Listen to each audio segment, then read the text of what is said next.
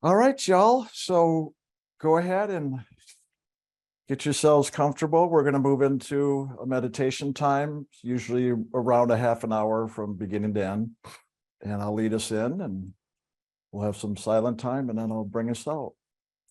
And then Jim and I will do our sharings afterwards. And always as a reminder, it's fine if you're sitting up or laying down, whatever is comfortable for you. You can stay awake, that's good. We just want to be able to create a focus and hold your attention. And so we want to hold our attention up here at the seat of the soul.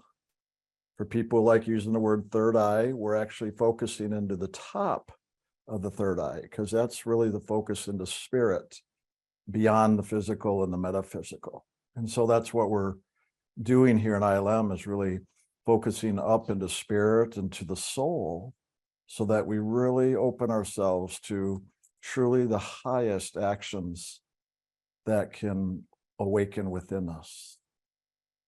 And if you'd like, you can close your eyes, or if you want, as another technique, you can even leave your eyes open.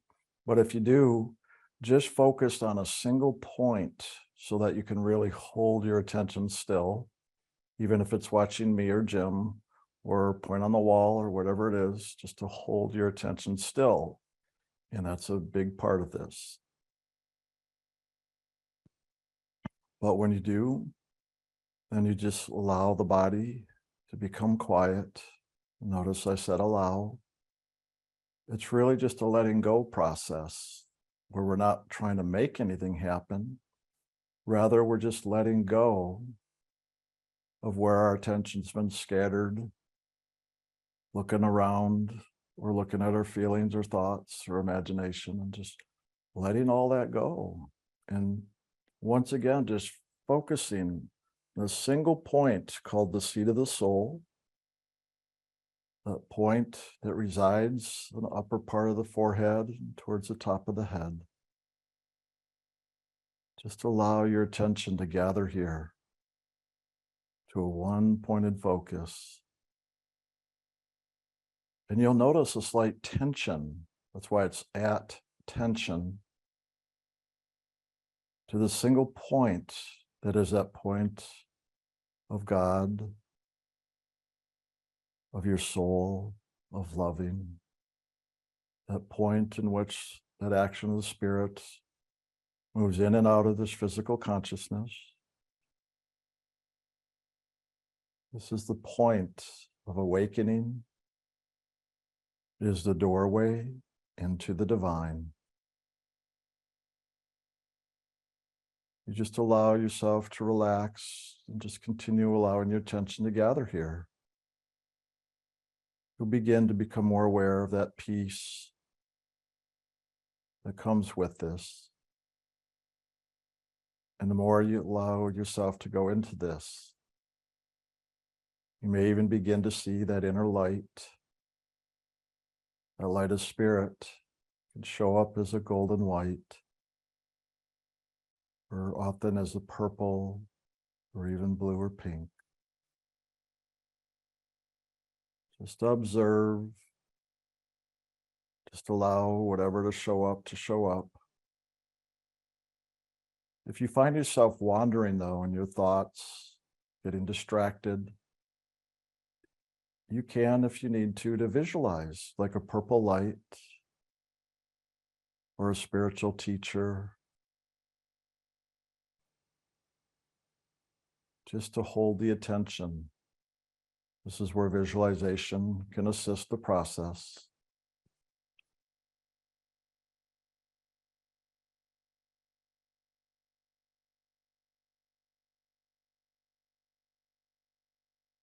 And so as you continue just relaxing into this slight tension,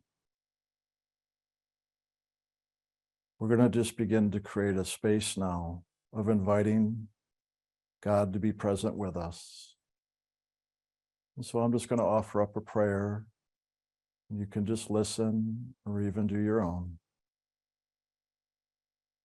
So Lord God, just now, as we come present, we open up and we ask and invite that your living, loving essence move in us, around us, and through us, guiding and directing us, that we may ever step closer to you.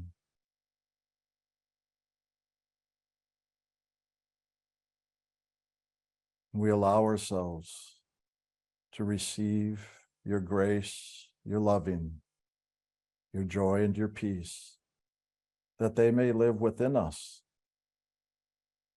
in all we think, all we feel, all we imagine, and all we do. We just allow that loving to express fully through every level of our consciousness and into the world around us, so that we are always present, living in your flow of loving, and allowing that flow to move out through us to touch to others as well, that they may come to know your living presence as well.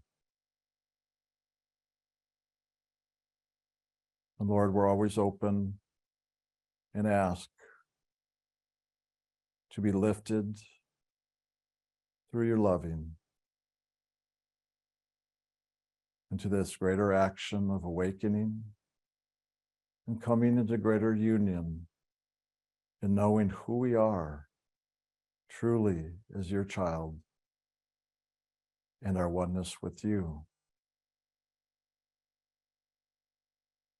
Lord, we do our part in making you first, looking to you first, loving you first, and just allowing that longing, that truest, single-pointed desire of all desires to come forward as we meditate upon you and as we share our loving as well as receive your loving. And so, Lord, as we move into this time of meditation, we keep ourselves open to step forward through this door and into your living presence, that we may truly live the greater fullness and fulfill our lives through every realm, and returning back into your very heart.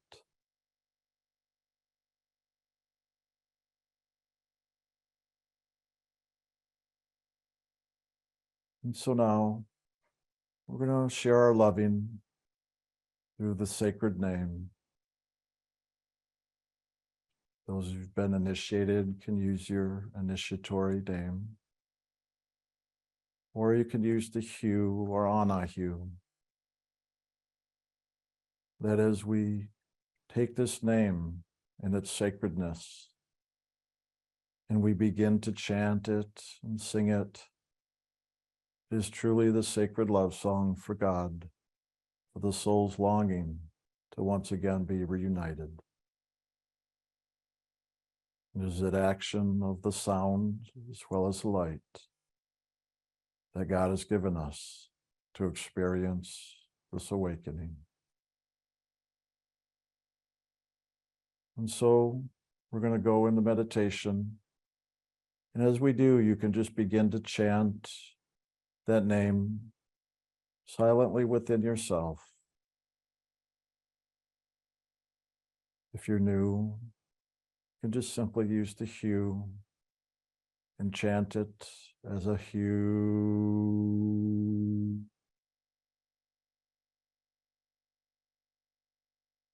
Just keep chanting on each out breath and even on the in breath. As we move into the silence, just continue the chanting. At some point, you can allow yourself to come quiet and then begin to move into a place of listening and watching, to allow God to present itself through that action of the Holy Spirit. So just back and forth, chanting and loving God. and then listening and watching and receiving God's loving for you. And so we'll do this now as we move into a time of silence, and I'll bring us out afterwards.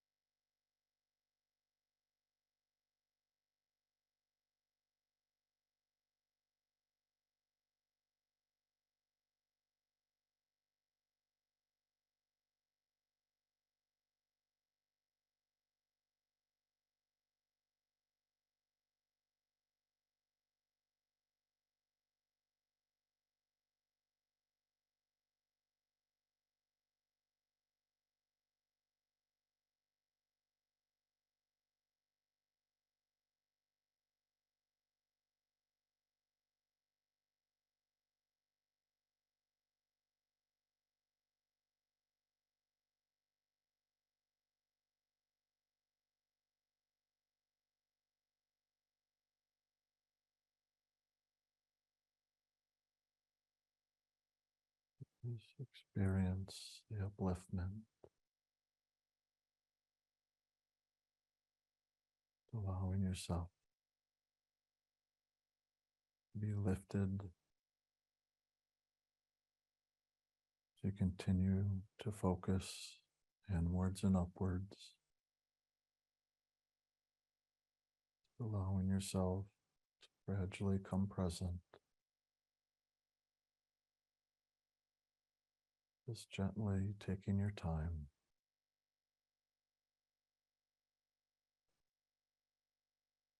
Be aware of the inner light,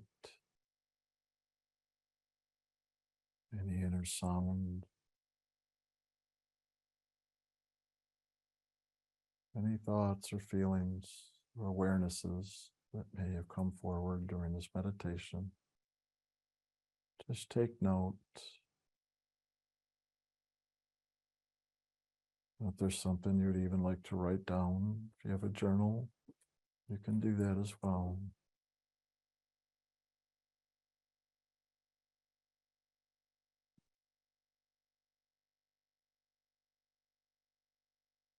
Just taking your time, slowly coming more present in the body as well as maintaining that inner focus.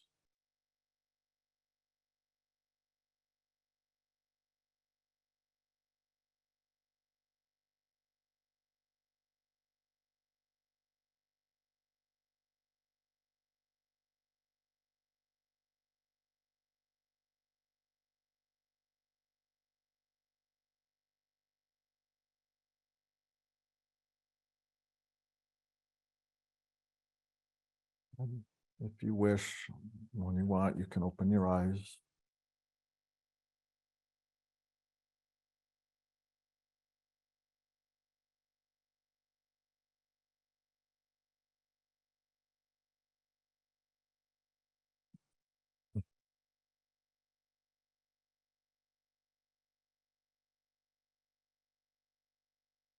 Well, I guess it's that time of year that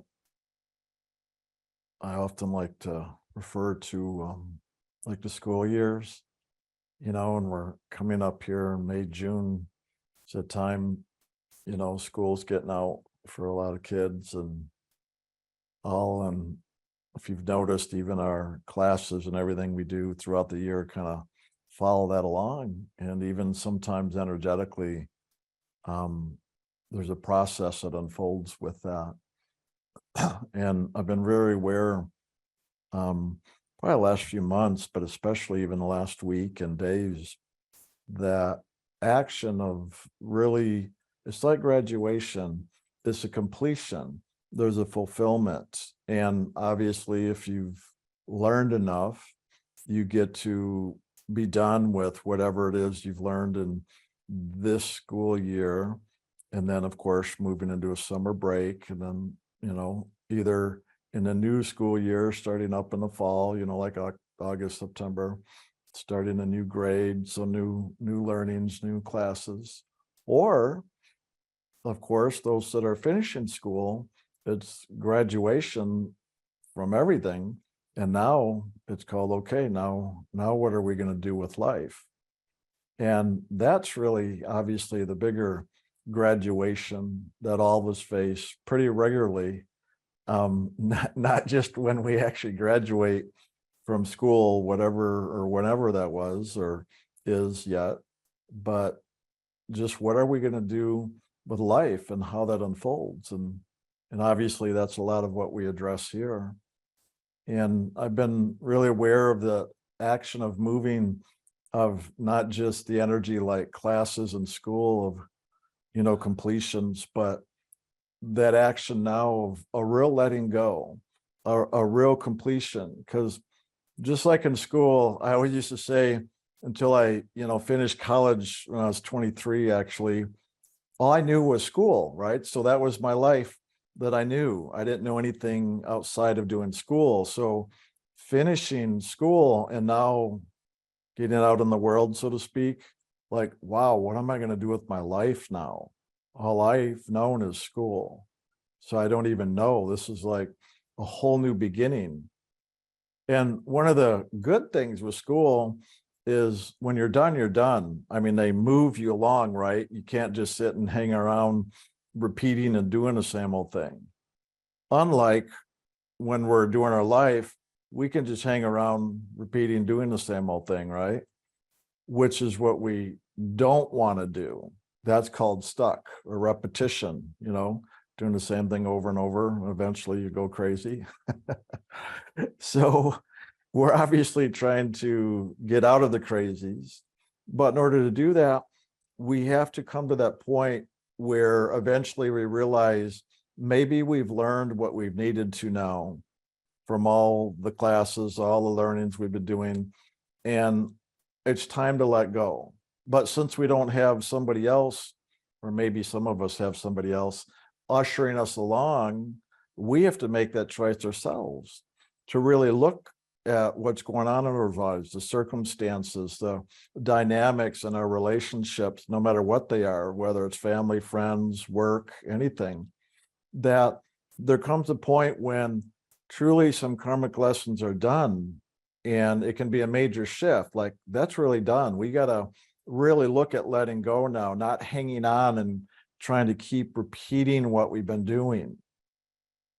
And at some point, it'll become very evident, if that's what's going on in your life, that it's just, you notice yourself repeating. And some of those signposts, obviously, of that repetition is when you find yourself, well, one,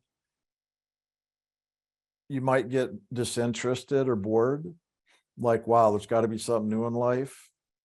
Or another one, Jim used to call it, first spirit will whisper in your ear, tap you on the shoulder, and then hit you over the head with a 2x4.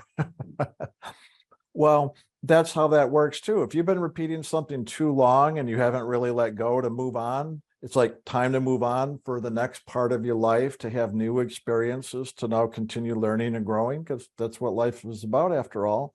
No coincidence, even school, even though it's academic mental learning, right?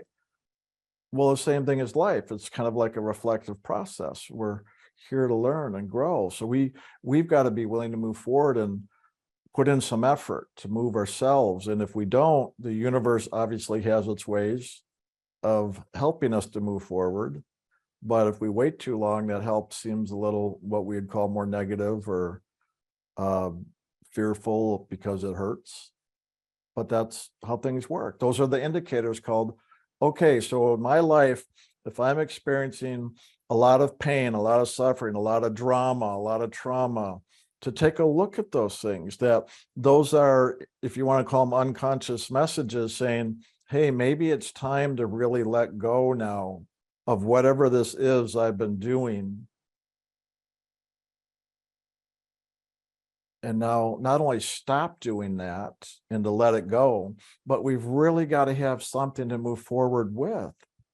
And it's too easy sometimes, if we do a lot of inner work of, say, forgiveness, which often is about letting go, that we can even get caught in a habit of always trying to let go, let go, let go. And maybe it's already let go of, but we're so now in the habit of trying to let go, we just keep repeating, right, spinning our wheels on it. Now it's called, okay, now we need to let go of even that process, and now step forward and just turn around and look. Just like in meditation, what do we say? Instead of looking down and out, it's time to look in and up. So there's this turning around action. You remember how we defined in the old Webster's Dictionary, Jim would share about sin and repentance? Like, sin is looking away from God, and to repent is to look back towards. And that's literally what we're doing, obviously, in meditation, is we just looked away from God. So we went down and out, got caught up in the world. But now in this process of this spiritual journey, especially those of you that are really walking this path of sound and light here, we're doing in ILM, that it's a process of now liberation. It's a process of letting go of all those things now that we've been caught up in. And we are fulfilling those lessons through the experiences we have, and now repenting and turning back towards God. And obviously the meditation is the very direct action of doing that. So we're going to now look in and up and now move back towards God. But we first have to look to God, because wherever we focus, is where we move towards. In the world, it's called energy follows thought. So wherever you think about, the energy goes into, right?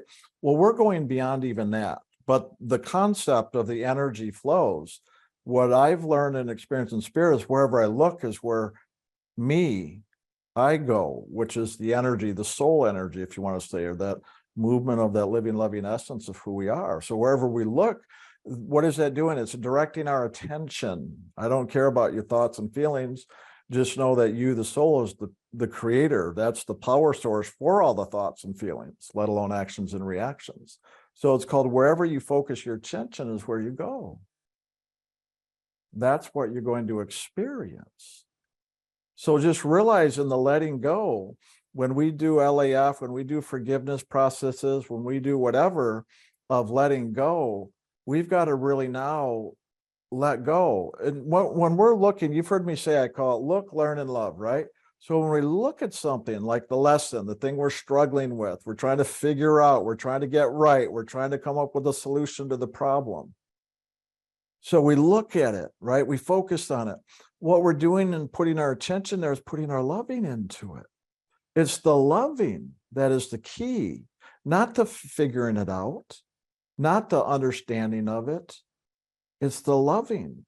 And when we're looking and doing these problem solving, so to speak, or forgiveness processes, it is simply through the action of giving our attention that we're giving our loving to that which we've been caught up in and entangled in. So as we focus on it, our loving goes in there and the loving just begins to relax and open it. Did you notice how I guided meditation today? What did I do? I just said, bring your attention here, relax. And if you notice, when you really focus here, you'll notice a tension, just a subtle tension gathering right here at your spiritual eye. And as that tension gathers here, what do you notice? Do you notice your body just relaxes? It does for me. Automatically, I find my body relaxed. I find my emotions and my mind just calm down and settle down. Automatically, I don't have to do anything. Just simply focusing my attention, creating the tension here, everything else relaxes. Because where was that tension before? That tension was spread throughout the whole body, right? Throughout the consciousness. So there's a tension that causes stress because our focus now is in all the things in the world where we're caught up. So when we move into meditation, what are we doing? We're taking that tension and now focusing it all in and upwards, right? So as we take that tension out of the body automatically relaxes, all where we're focusing. Well, people say, well, Brian, I'm not focused consciously into the body and all that. Well, no, because it runs unconsciously. Over eons of time, we've just put our energy of the soul into all these different, every atom, every cell, every thought, every feeling. It's been scattered through there where it's just unconscious.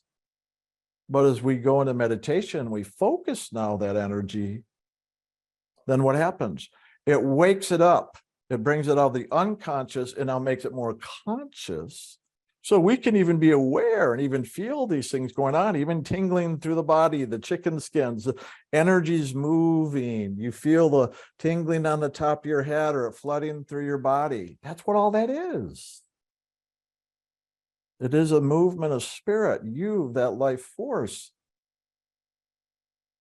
That is the energy source, that is life itself, feeding the body, even in the cells and atoms. The same thing it does in the thoughts and emotions, our imagination. It's all a movement that is fed through the soul's loving. We say the soul's loving and creative, right? So wherever the soul is, it's creating through loving, and that is the energy source of all life, made in the image of God. There's the great creator from which we've all come, and then there's all of us, the little mini creators, the souls.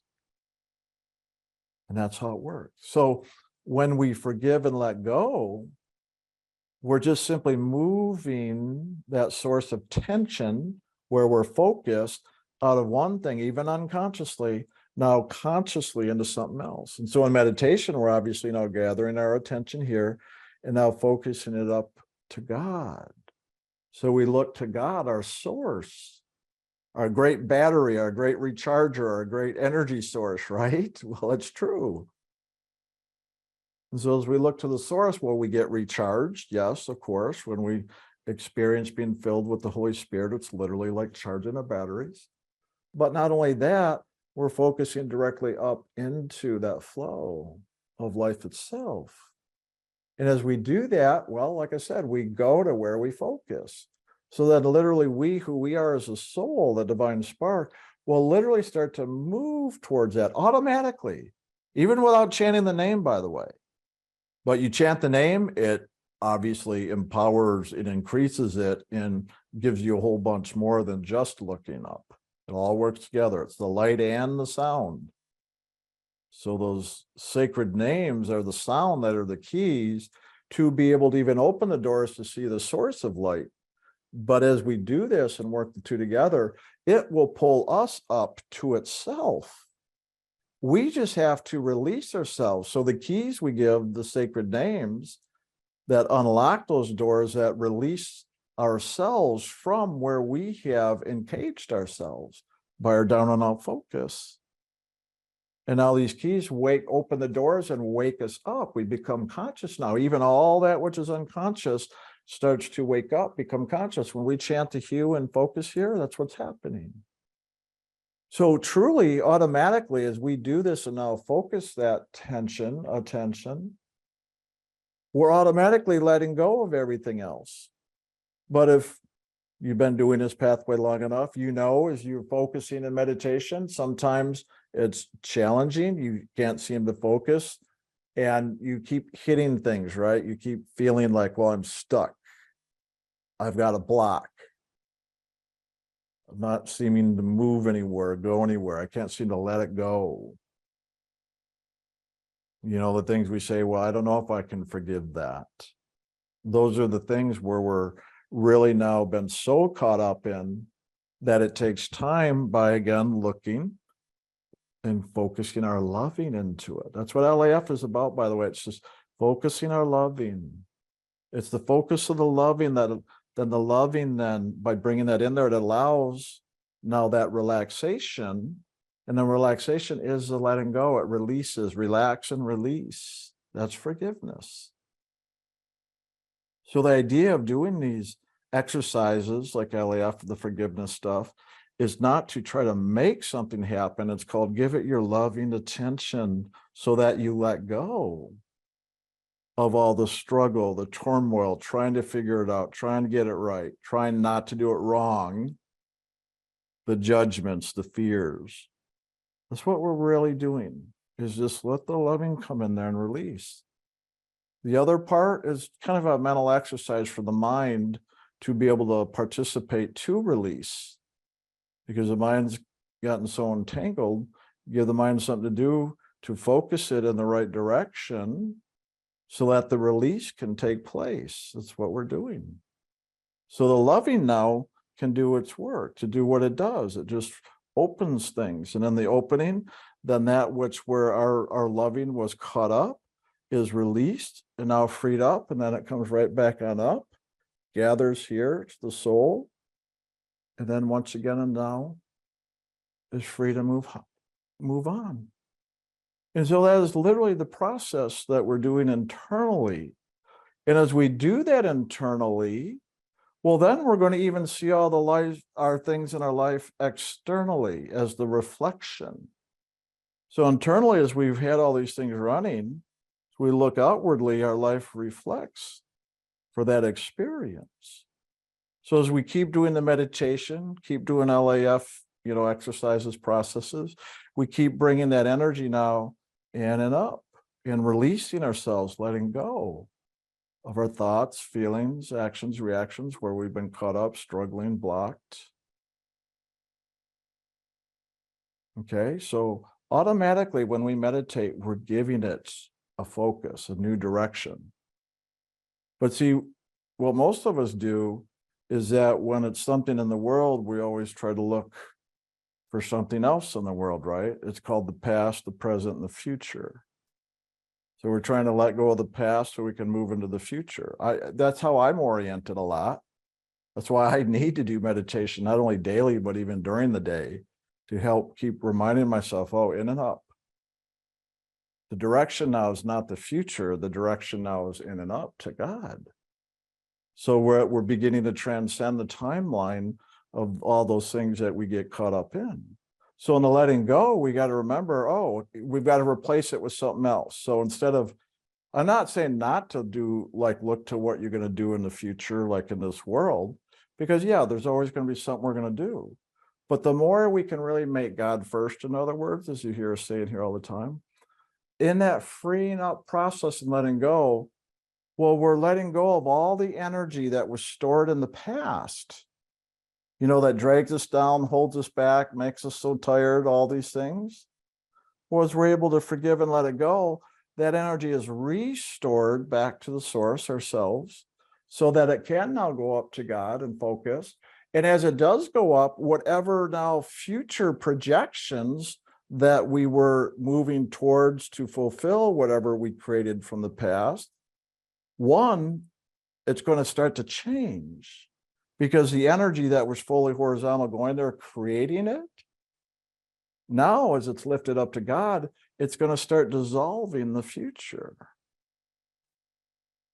because that energy now is being directed to God rather than more into the world. This is how soul, I'm literally giving you the simple science of soul liberation right now. This is how this works.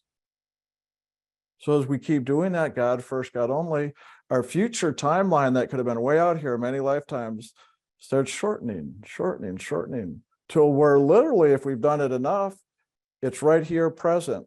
So now what? We don't have a future in the world because we have liberated ourselves from all the karmas of the past. And so now we're free to go and transcend, soul transcendence, to truly return home now to the spiritual realms. Okay? But in this process, as we're doing the forgiving, the letting go of all the past, then whatever we still have yet to learn, to experience here, we're still going to have some level of future until that day we take our last exhale. Because whatever is left yet to experience for our learning, well, there you go. You just keep doing the same thing. Meditate, in and up, God first. And so as it does, then as we move towards that future, then that future is going to have greater purpose. It's going to have greater fulfillment. There's a real conscious awareness and a sense of joy, because the soul's longing is knowing it's getting answered by whatever it's doing is completing to really go home. And so when it does that, then as this is released to the past, and the future can be renewed or anew or even changed because of the inner work we're doing, then whatever is out here in the outer reflection, it's truly going to serve our soul in its journey of liberation to finish and fulfill whatever lessons are left to do. That's why even in one life, when you get initiated, have you noticed it feels like you've had many lives in just this one life? Because that's often the case. It's often called the spiritual quickening, but when you get initiated, it does quicken your life, so you get many lifetimes done in one. Those are called all the future lifetimes you would have had without the grace of the Holy Spirit. That is all being condensed, that timeline shortened, like I was saying, so that it gets fulfilled right in this life. But as that happens, your life will start to even change physically to some degree, depending on the level or the amount of karmas or lessons learned. And depending on what that is, your circumstances in the outer reflection are going to change, whether it's minor or if there's a lot of changes. Just like when I was saying, when I graduated from school, living on the campus and going to classes, and that's my life. So there's my outer reflection. Then I'm done with that. Wow, I'm not doing that anymore. So then I move. So I literally move to a new place, have new relationships, new jobs, new work, whatever. So in other words, my outer reflection now has changed dramatically in those instances. And a lot of times, maybe when we're younger, we might look forward to that. But I found even for myself as I gotten older and more comfortable with things that I don't have that sense of excitement like I used to for new things and changes, right? A lot of us say, well, I don't like change. I used to love change. I don't dislike change, but I notice it's not the same way it was for me, right? So as we get older, we tend to have a harder time with change. Let me just say that. But the meditation definitely helps. So the more we do that and free things up, but then as I was saying in this whole storyline here, we've also then got to be willing to actually let go. Once we get that whisper tap, and if it's the 2x4, which I know is going on for many people, that's called, it's time now. It's time.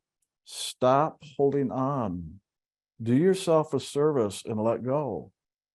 Sell your house, quit your job, do whatever you need to do to finish up and let go of the fear of whatever it is, why you think you need to hold on and stay there and stuck, and realize if your life just seems to be on that downward spiral and there's more drama and trauma and more suffering and it's harder and harder, those are the signposts. Pay attention to that. It's not that you're doing anything wrong other than not letting go. So if you're having those signposts, pay attention and realize there's a time to let go, and maybe that time is now. And it's called graduation. That's a good thing because you've learned the lessons. So move on.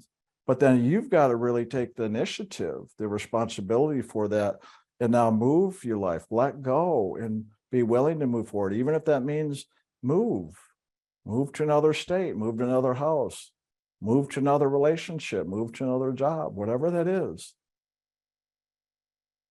Allow yourself to do that, because those are the outer reflections of what's going on internally.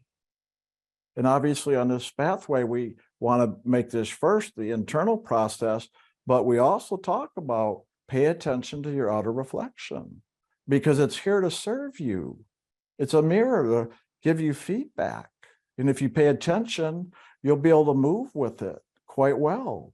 But if you're not paying attention, it's going to be your cage and why you feel so stuck. And then all the reactions and the upsets you have. And that is what we do internally. And then the external circumstances are going to mirror that back to us. So I'm not talking about just changing your outer circumstances, but sometimes that might help to give us a different outer mirror to now reflect something different, to take a look inside, to maybe help us to move whatever that is inside that we just seem so stuck or caught up in. So use the two together. Look at that. People call it, well, what is my universe telling me? What's the feedback? What's the universe reflecting back to me? That's right. Pay attention. Don't make it first. Make the inner first, obviously. But do pay attention to the feedback. Do pay attention to what's being reflected to you. And the big thing I've learned is stop. If I'm going to use the word stop, which I just did, which I don't usually care to, but in this case, I'm going to stop worrying about the fear. Stop worrying about doing it wrong. Stop worrying about what other people think. And start now to trust yourself. Start to believe in yourself. Start to realize you are that power source. It is your choices, regardless of what other people are putting on you or telling you. If you're a person who is always asking, well, what do you think? What do you think? What should I do? Especially if you're doing that, stop. Start asking yourself those questions. Literally, just start asking yourself. That's what we do in a lot of the exercises we do, like in workshops, the LAF workbook, the monthly focus. You ask yourself the questions and start answering your own questions. Start writing them out. Or have somebody else you work with and you ask the questions, or have them ask you the questions where you now share your answers rather than you asking them to share about your life. Now you start answering the questions about your life and sharing it with others. This is a simple way to empower yourself, by the way. It's that simple. But anytime you ask somebody else, you're going to get their perceptions, their thoughts, their feelings, their experience. That is automatically going to cause you confusion, automatically. Because that's their life, their experience, not yours. So if you're always one who's also confused a lot of the time, you doubt yourself a lot, more than likely that's probably what you've been doing, is giving your power away and asking everybody else what they think you should do. At some point, you've got to now ask yourself and give your power back to yourself, what you think you should do, what you want to do. And yes, be smart about it, because we can fool ourselves. You don't play dumb. You realize things work a certain way practically in the world. So pay attention to that and work it practically. So what people would call realistic. So be realistic in that way, but at the same time, don't let realistic mean limited and suppressed. Why it's important. And there's no hurry in any of this. Take the time, whatever you need, to bring that energy in and start building it. So you start to become more aware and conscious of that power within you. Let it become more of a solid foundation. And that's just done through the meditation, the inner LAF work. So the more we do that inner work, the more you bring that energy back in. You re-empower yourself. And then as you open up with God, well, that's the true source. But to really open up to God, we've got to first let go and open up. So if you find yourself struggling in meditation just to open up, well, that's because you're hanging on to something. Internally, as well as what I was just saying in the world, externally. Because whatever you're doing internally, you're going to have an outer reflection. That's how this mirror works. So look at the internal and the external and start tying them. You know, Jim used to say, have a thought for every feeling, feeling for every thought. Well, yeah, have an outer, you'll start to see for all of your thoughts and feelings, the outer reflections of how that connects. And after a while, you start to see how that works in your life. Pay attention to that. But you've got to internally start to shift that, make different choices, and to start to see the other external. Okay, this is almost like where Jim used to teach about dreams, dream symbology, the language of spirit. And why a lot of time during Q&A, we'll answer a lot of dreams to help people start to understand that language of how that in your unconscious through symbols is the messages in there, giving you clarity or understanding or guidance. Well, that's kind of what I'm saying here, starting to learn how to, in a sense, take like the dream, which this world is, by the way, and all the symbology and what's being reflected to you and what's going on inside of you. And that's what we're here to support you with, is to help come into that understanding, which is why we do Q&A and which is why we share this like I'm doing now. But it's up to you. This isn't the classroom, like we're the teachers and we're going to grade your papers and here's questions and answer them, get them right or wrong. That's not how this works. A lot of times I know we feel like that's how it is, where life makes us right or wrong. But guess what? Life's always going to do that here until we get the message finally that we've got to go within. The wrong answers when we're out here, the right answers to go within. So in other words, simplify it. All the right answers are inside. All the wrong answers are on the outside. Okay, see how I'm flipping this around? Do these things to support yourself. That's the key to this. Start to look and to learn how things work spiritually. You've learned how things work in the world. What you're doing here at ILM is starting to learn how things work spiritually. And it's like a reverse. It's like a mirror image. It's not down and out, it's in and up. It's not pay attention to your world. It's called pay attention inside the inner world. And then notice how it reflects out here. Notice how it reflects in your dreams, whether it's your outer dream reflection or your inner unconscious dream reflection. and see how that supports you. But pay attention to those things in you where you find yourself. Well, here's the indicators. When you're in reaction, that's the indicator right there where you're stuck. It's okay to be in reaction. If anything, be grateful you're in reaction, because it's literally bringing your attention to where you are stuck. And if you're conscious and aware of where you're stuck, you can now look at it and focus your loving into it. And that's all you have to do. As you look, you're going to start to learn, just because as you look, you're going to start to see what's going on. So as you look, you learn, and then just allow the loving again to just go in and open it up, because that's what it does. But the loving cannot do that if you're not willing to look, and if you're not willing to learn.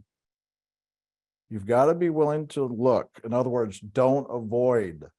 Stop running away from your fears, your judgments, whatever it is, the reactions you have. Stop running, stop avoiding. Start looking. Just look. Just start with a look. Often just the look itself. Another way of saying this is contemplation. To contemplate, whatever that is. And in that itself, it's good. You're going to start to notice a relaxation, because when you focus your loving, automatically you start to relax. One-pointed focus, wherever you focus it. Just like I said today in meditation, close your eyes, focus here, or if you want to leave your eyes open, just pick a spot, a point, and just focus on the one point to still things, just one point. Because in that, then it allows everything else to relax and just fall away, open up, release. And then out of that, you'll see what rises, what awakens, what blossoms. That's taking place when we're in meditation. We're not trying to figure things out. We're just simply holding our attention on that point of loving, which can be perceived as an inner light and an inner sound. Okay? The more we can just hold that one-pointed focus on that inner light and sound, the more everything just opens and releases, and then draws it back. In every atom, there's a nucleus. In every cell, there's a nucleus. That nucleus is where the divine spark of the soul has given it life. And so in anything, the body, thoughts, feelings, like I said, fantasies, anything, that when we start to now one-pointed focus towards the inner light, well, as we do that, it's like a magnet. All those little sparks that are caught up in all these nuclei of all these different cells, atoms, whatever structures, will start to be pulled towards where we're focusing. And so at some point, when that gets strong enough, in other words, like when you get initiated and have the sacred name, it's like an electric magnet that as you chant those names, you charge and build the power of that magnet to draw to it that which is of the same nature. So that which is of spirit, that which is of soul, that which is of loving will be drawn to it. So anything that's been caught up in the world of our loving that's been scattered now is going to be drawn towards this. So in other words, all those things it's caught up in, it's going to, at some point when that magnet gets strong enough of our feeding it and chanting it and empowering it up, is going to pull until eventually those sparks that are caught up out here will pop free and release whatever it was they were feeding and now be drawn here. And as it does, then these things where it was giving life to just fall away, literally fall away, dissolve. Attachments are gone. Even the body, ultimately, as you know, the day the soul leaves the body dies. There's no more energy animating it. It's literally like that, just like our body. It's like that in every single atom that the soul has been feeding, giving life, no matter what it is, whether it's the body or anything in our life we've been giving that energy to. So this is way beyond energy follows thought, obviously. But that's all we know on this creation, because the mind is the highest element of this creation. And so it's always the mind, our thoughts, right? You believe it, you can achieve it. You know, all that stuff, this law of attraction, power of manifesting stuff that's out there. Yeah, because people are waking up to the power of the mind and the emotions and all that and visualization. But what they're not doing yet is realizing, well, where's that power come from? They think it's the thoughts and feelings. It's like, no, that's not the energy source. That's the focalizer. The energy source is what we're talking about here, the soul, life itself. So that's what we want to focus on. And then you'll see what goes with it. And we even only talk about all this stuff like on today, because that's where we're caught up. We've got to acknowledge that. We're here to help bring understanding, so that as you understand that and you begin to see that, you can go, oh, look, learn, love.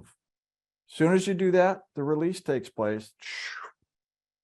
All that of our soul's loving that's been caught in the world now releases and just comes right back here. Haven't you noticed that when you listen to the talks, when you do the meditation?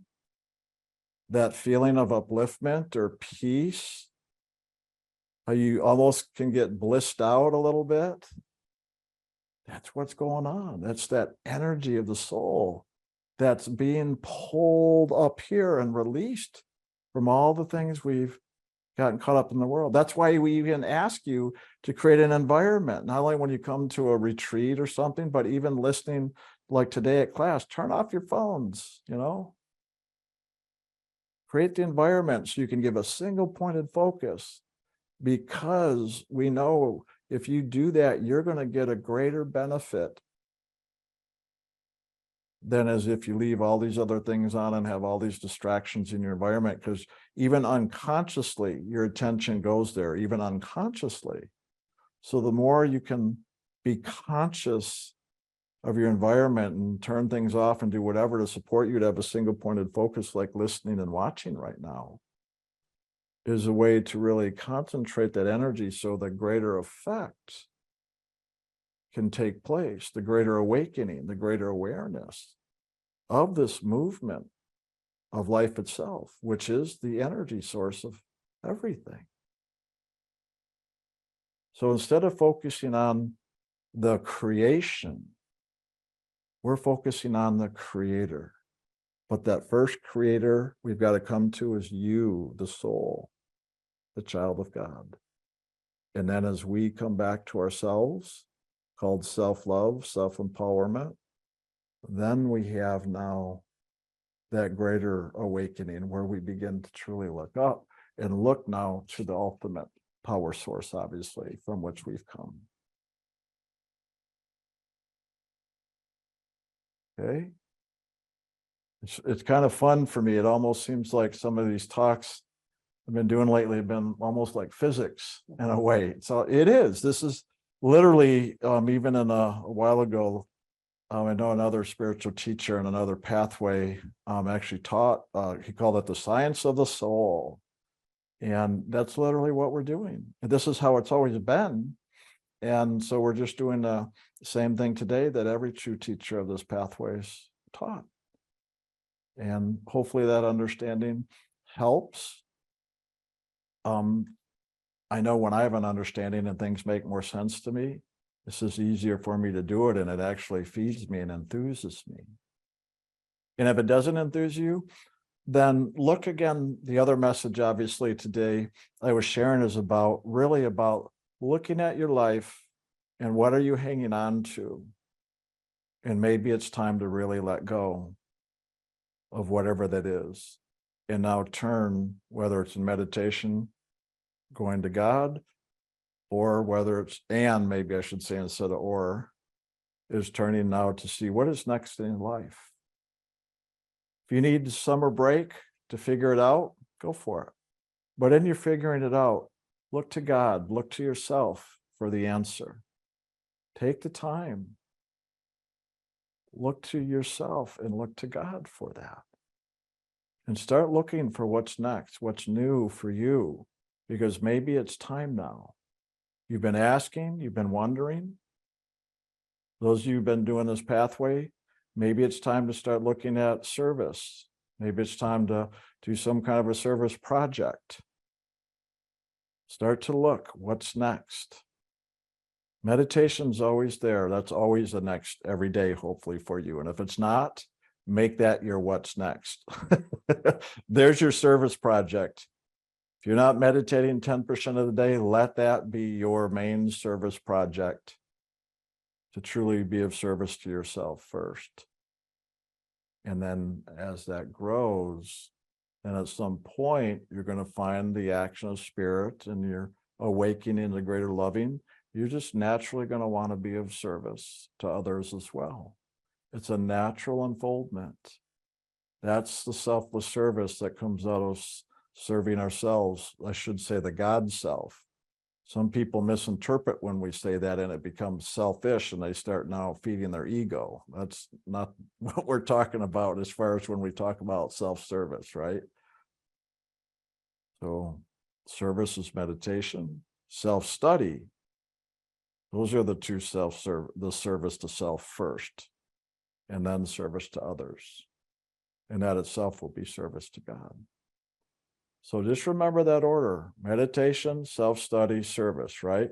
But let the first and second service be your meditation and your self-study so that you come to greater understanding. And also you need to take responsibility for your life so that your life is working for you. When you have your physical life working for you, or your outer reflection, it's because it's an outer reflection of showing that you have taken responsibility for your thoughts, feelings, actions, and reactions.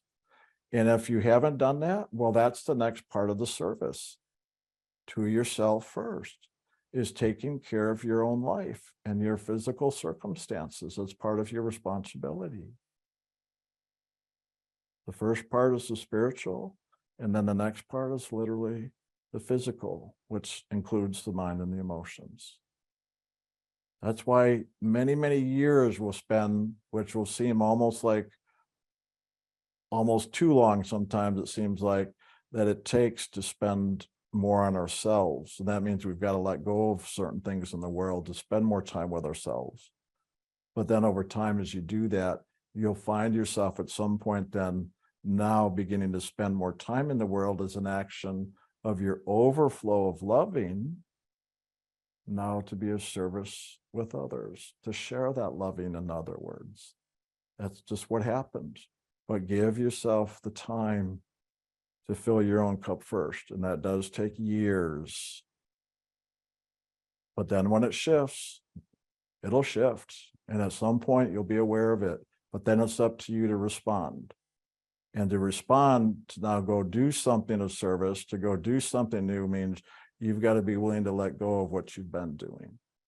Okay? So this is the simple application of the simple science of soul liberation and what we're doing here.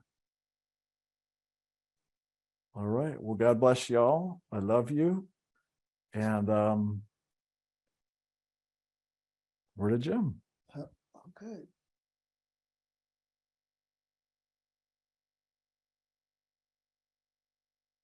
All right. That was a very, very nice talk. I really enjoyed that. So this last month, there was one word that just kept coming forward for me to keep focused on, and that was devotion. And as I was beginning to do that, I realized that it was devotion that really was the action that I was always taking in my childhood. It was just my love for God, my devotion to God, that always made me sit down and begin to pray and to go inside and to look up. I kept looking up. And part of the reason why I looked up is when I would sit outside and I would look up to the sky and I'd watch the clouds, and I would just feel in the movement of those clouds a rhythm, a harmony that relaxed me and brought me to a centered place. inside. I didn't know for sure what it would be called per se, but it was a centered place. And as I was doing that as well, once in a while, teachers from other realms would come in and they would appear above me, and I would be looking up, always looking up to them, talking with them, listening to them. And I realized as I was young and doing this thing with devotion that kept coming up, I was always looking up and just got in the habit of looking up to see spirit, to feel the loving, to communicate with whatever. And then as I got a little older, I wanted to go to different churches, different places of worship around our home. And I asked my parents if I could do that. And sometimes my dad would take me and drop me off. He wouldn't go in, but he would drop me off. And sometimes I went with neighbors to their church. So it kind of started with going with a Jewish family to a synagogue, which was about maybe 6-7 blocks away, and going in. And I hadn't been to a lot of places of worship, so I wasn't really familiar with how things were set up or what was what. But it was very interesting. The synagogue was very simple, but very beautiful inside, very beautifully decorated with lamps hanging down from the ceiling and nice wood finishes and all. But the place of focus in the whole building was on this place they called the tabernacle, where they kept the Holy Scriptures. And it felt sacred, the way that all their devotion and their loving was focused in that way. It just felt like there was a sacredness to it, a holiness to it. And I could feel when they were doing the service, everything revolved around the tabernacle in some form or another. And I liked that. That was very nice. It was a very simple, elegant, beautiful devotion. And I could feel the loving in their devotion. And then the next church I went to, the next place of worship, was a Baptist church. And again, the Baptist church didn't have a lot of symbols. It was pretty simple inside. And their focus was really more on the place where the minister was talking from. And he would stand up on the podium high above the group and speak the word of God and share the sacred word and all of this that he did. And it was very interesting because, again, you had to look up in order to hold your focus on what was being said and to hear it. And so I began to realize that there was something about looking up, because for me, just sitting outside and holding my loving and devotion with God, I was always looking up to do that. I felt urged to look up and to share my loving and devotion. And I would also find that in the synagogue and at the church that I went to, as well as just doing it by myself, I would feel the loving in my heart began to grow, and then it would rise up to here, and I would share it with God. And I really liked that action. And if I didn't have that loving built up, I didn't feel that I was really in a state of devotion like I wanted to be in. So I went to the Baptist church several times with this one family, and then I went to a Lutheran church, and it felt different. It was the same action, the same devotion, and all in many ways, but it felt different.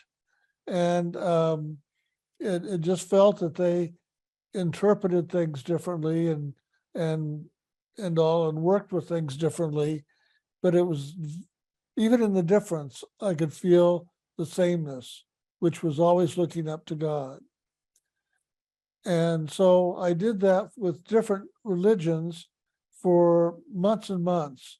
I went to the Methodist church, I went to the First Christian church, and so on and so forth. And then one church that I really liked, it was just a little church near a friend of mine about 2 miles away. And it was called the Brotherhood of the Pilgrims. And it was a little church, little congregation, but oh my goodness, the devotion there was very, very strong. And I loved going there. They had no symbols, nothing on the walls, just all very, very, very plain. And we would walk in, and for the first part of the service, everybody just closed their eyes and sat in the quiet. And that I liked. That was so wonderful to be in the quiet. And later I found out that they were looking for that loving, that devotion inside of them to begin to share that with God and to let go of the world. They would close their eyes and go into quiet and let the world go, let all the stuff go, and find that loving for God inside of themselves to look up and to share that with God inside. And then the minister would come out and he would start talking and sharing, and it was very simple, very, very rich, but very simple ceremony, if you will. And I actually like that very much because of the simplicity and because of the focus. It was always about just loving God. It wasn't about the word or the Bible or any of that. It was just about loving God. And I wondered oftentimes where they got that practice from. And I really never got a chance to talk to anybody about it, but it was very good. I found it very enriching in my own self. And then later I was going to Catholic churches and visiting the Catholic Church. And just like at the synagogue, there was a tabernacle, but it was a different kind of a tabernacle. And in the tabernacle at the Catholic Church, it contained the host or the wafer for communion, where at the synagogue, it contained the scriptures. And, but I found that there was a devotion in both of those places of worship on the tabernacle. And the loving was there, the devotion was there, and I really liked that. But one of the first times I ever had a tremendous experience was at a little church, a Presbyterian church, and I was going there to listen to a gentleman who was from Lebanon, and he had moved into San Antonio and was living there for quite a while, doing some work at Trinity University. And he was actually translating the Bible from Aramaic to English. And that had been done before, but he was doing it yet again. He had been was a practicing mystic in a religion in Lebanon. And so he was translating it from the mystical viewpoint of his church that he was raised in. And it was interesting. He had classes I would attend quite regularly to listen to him share. And in that church, there was a little cross up on the wall in front of where we were seated. And the main altar was back over there, but we were seated to the side and just listening to Rocco share.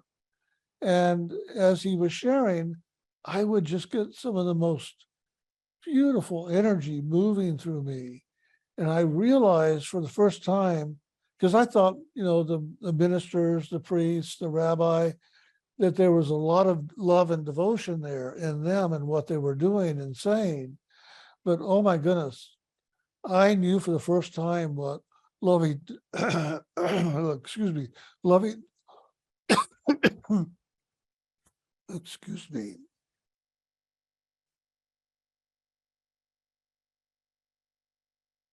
I think I felt for the first time that I knew what it looked like in another person to be in loving devotion, because there was a devotion there in every word that he shared.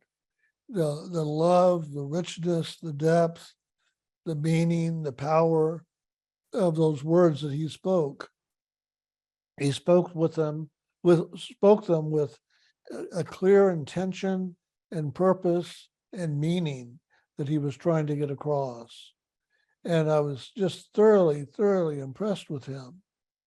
And one time when he was sharing, I had one of the first most powerful mystical experiences I'd had.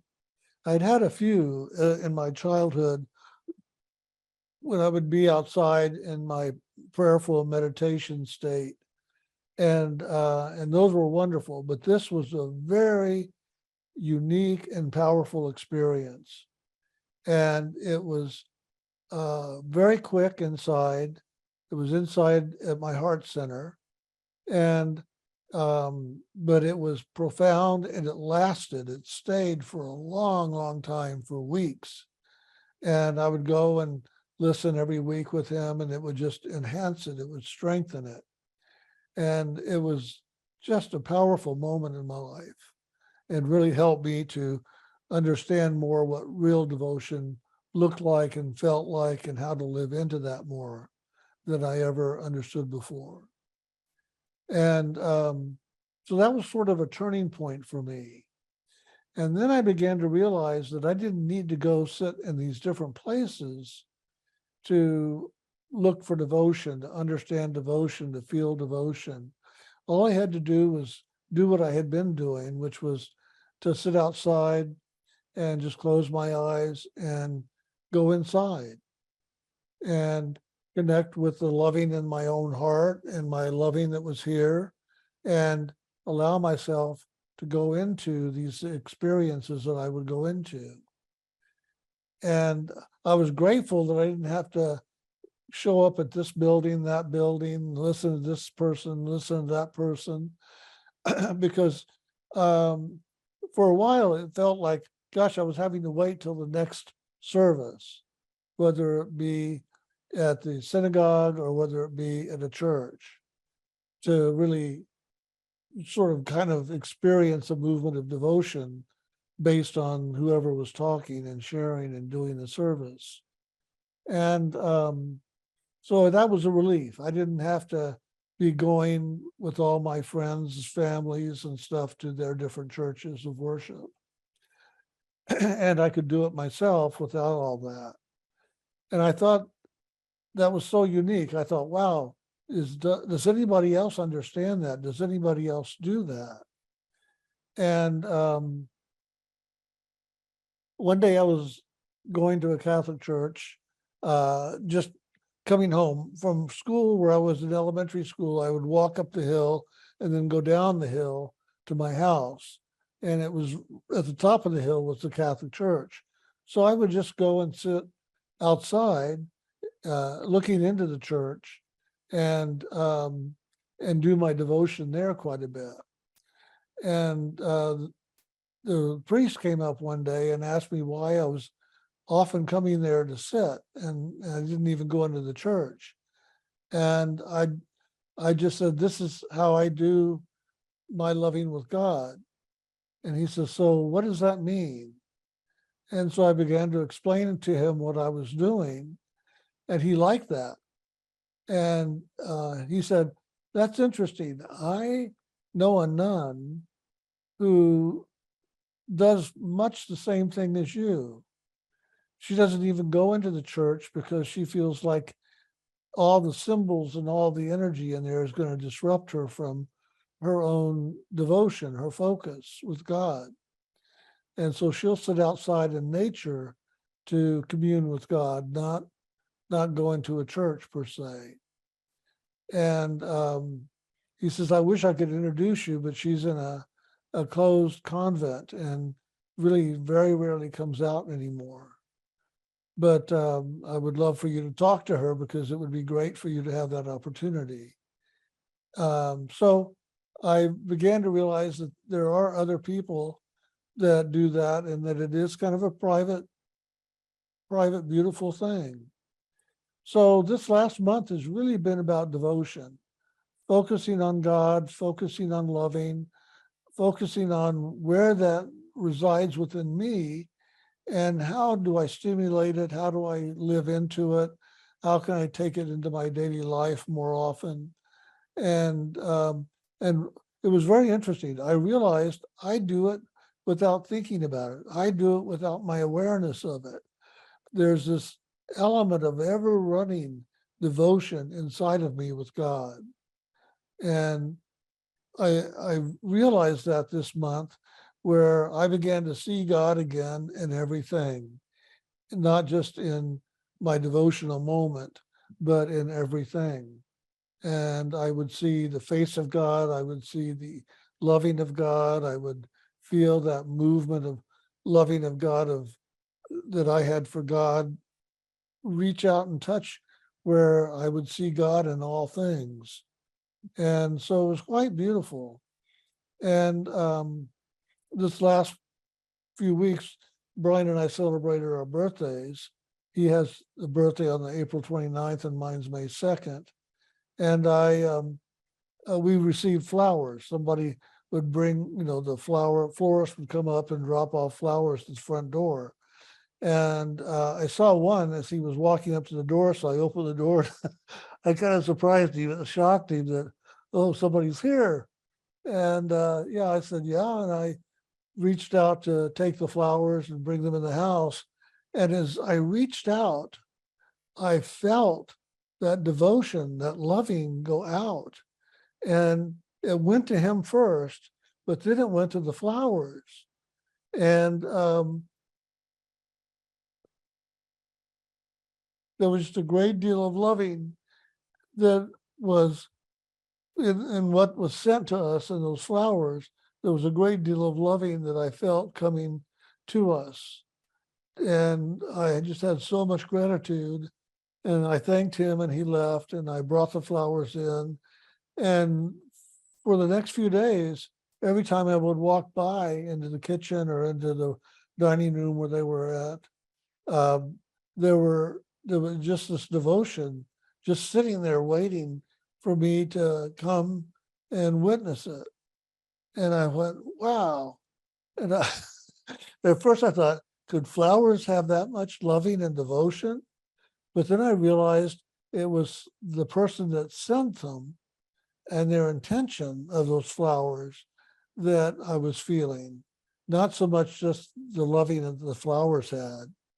It was about the flowers, but it wasn't, because there was something much greater behind it. And so that really started this whole month of May, the end of April and into May, of just looking for devotion wherever I would find it. And I have found it in so many different places, unusual places that you just wouldn't think of.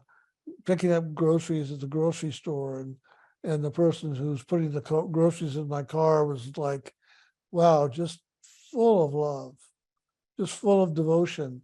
And it was devotion for their job. They really loved being with people and doing for people. It was just a simple action, but there was so much love in what they were doing. And so it just started me on this whole journey this month. And I have found it in so many places that I just have forgotten to look and see. And it's been a great reminder to me to what I used to do all the time as a child and see the love in things. I remember being in elementary school and sitting there with the teacher, and she'd be talking and I'd be listening. It'd be math or whatever we were doing, and I'd be writing down some stuff. And then all of a sudden, I would lock into her devotion, her loving for teaching children, and I would just go off on a whole nother tangent of this loving energy moving and moving, and I would bring that loving in and take it back up to God, and God would pour it down upon her and upon me, and it was just like this triangle of loving that just kept moving and moving. And a few times I would get in that with the different teachers, over the years, and then they would call on me to answer something and I couldn't. I had no idea what they had been saying. I wasn't a very good student in that way, but they would just go on to the next one then. But it was interesting. I just loved being in that flow, and I found I didn't have to do it on my own and outside doing my prayer. I had meditation. I could find it anywhere. I didn't have to be in a church or a synagogue or listening to a minister talk or whatever. I could find it anywhere and everywhere. And that was such a blissful time for me because I found it anywhere and everywhere. And one of the places I never thought I would find it, sometimes when I would be sick, I would, stay home from school, and I would sometimes sit out front yard. That's where I like to sit sometimes. And I'd sit out in the front yard, and the garbage people would drive by and pick up the garbage, and I would just sit there and watch them do that.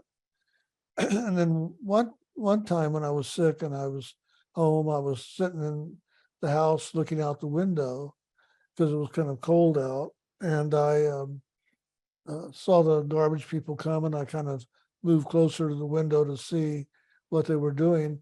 And what it was is there was this this man just loved picking up the trash and putting it in the truck and taking it away. And I really couldn't quite grasp it. I always wondered, why is the loving so strong there? And so he actually signaled for me to come out. And so I went outside, and he talked to me for a minute. He said hi, and we talked about names and this and that and the other. And then he said, I just have to ask you, why are you always so fascinated with what we're doing when we pick up the trash? And I said, honestly, I feel like you just love what you're doing. And he says, I do. And he said, I love what I do because I'm taking the things away from people who don't need any of this anymore, and taking it away so that they have the freedom to continue doing their lives without all this clutter in their lives. And I feel like I'm doing a great service for people. And I just thought, wow, that's maybe one of the best places I've seen loving and service put together in a sentence and expressed and really lived. And I could see it, I could feel it, I could see the loving in just the simple actions of taking the trash, dumping it in the truck, putting the trash can back on the ground and driving off. But there was so much loving in that. And I thought, wow, so it's everywhere. If we really look and people are really loving what they do, we can find it, we can feel it, we can see it. And to me, that's a devotion to your job, a devotion to whatever, but ultimately it's a devotion of God to God.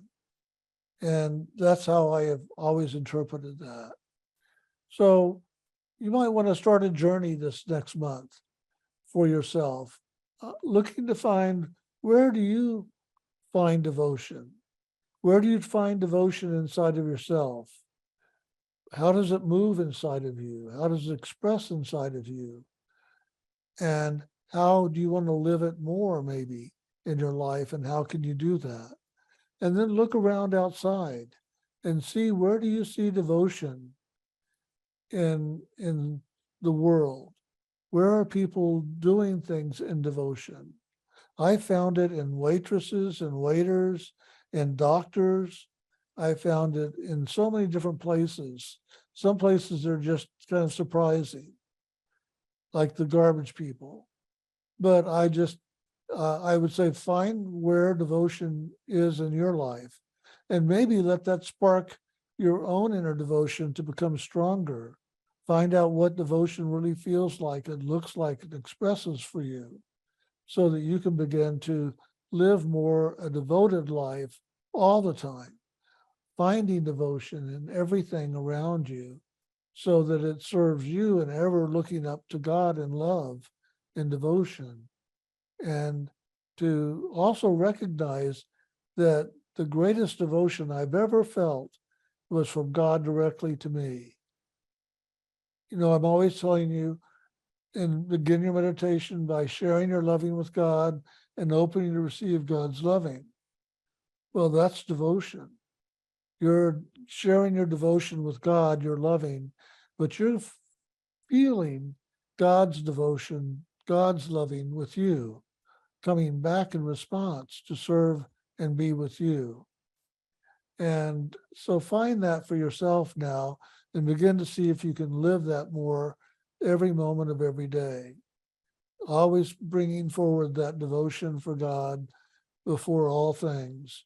And then see if you can begin to see that devotion alive in you and living around you in so many different ways.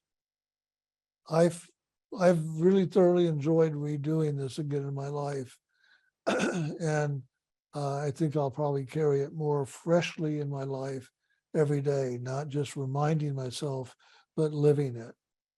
And it's just so filling. It fills you up when you're living in that flow of devotion. So, all right. Hope that makes sense. So thank you. You're welcome. So thank you for listening. All right. Well, I don't even know where we are time-wise. We're doing good. So I guess we'll take a little break and then come on back and move into our question and answer and sharing session. Okay.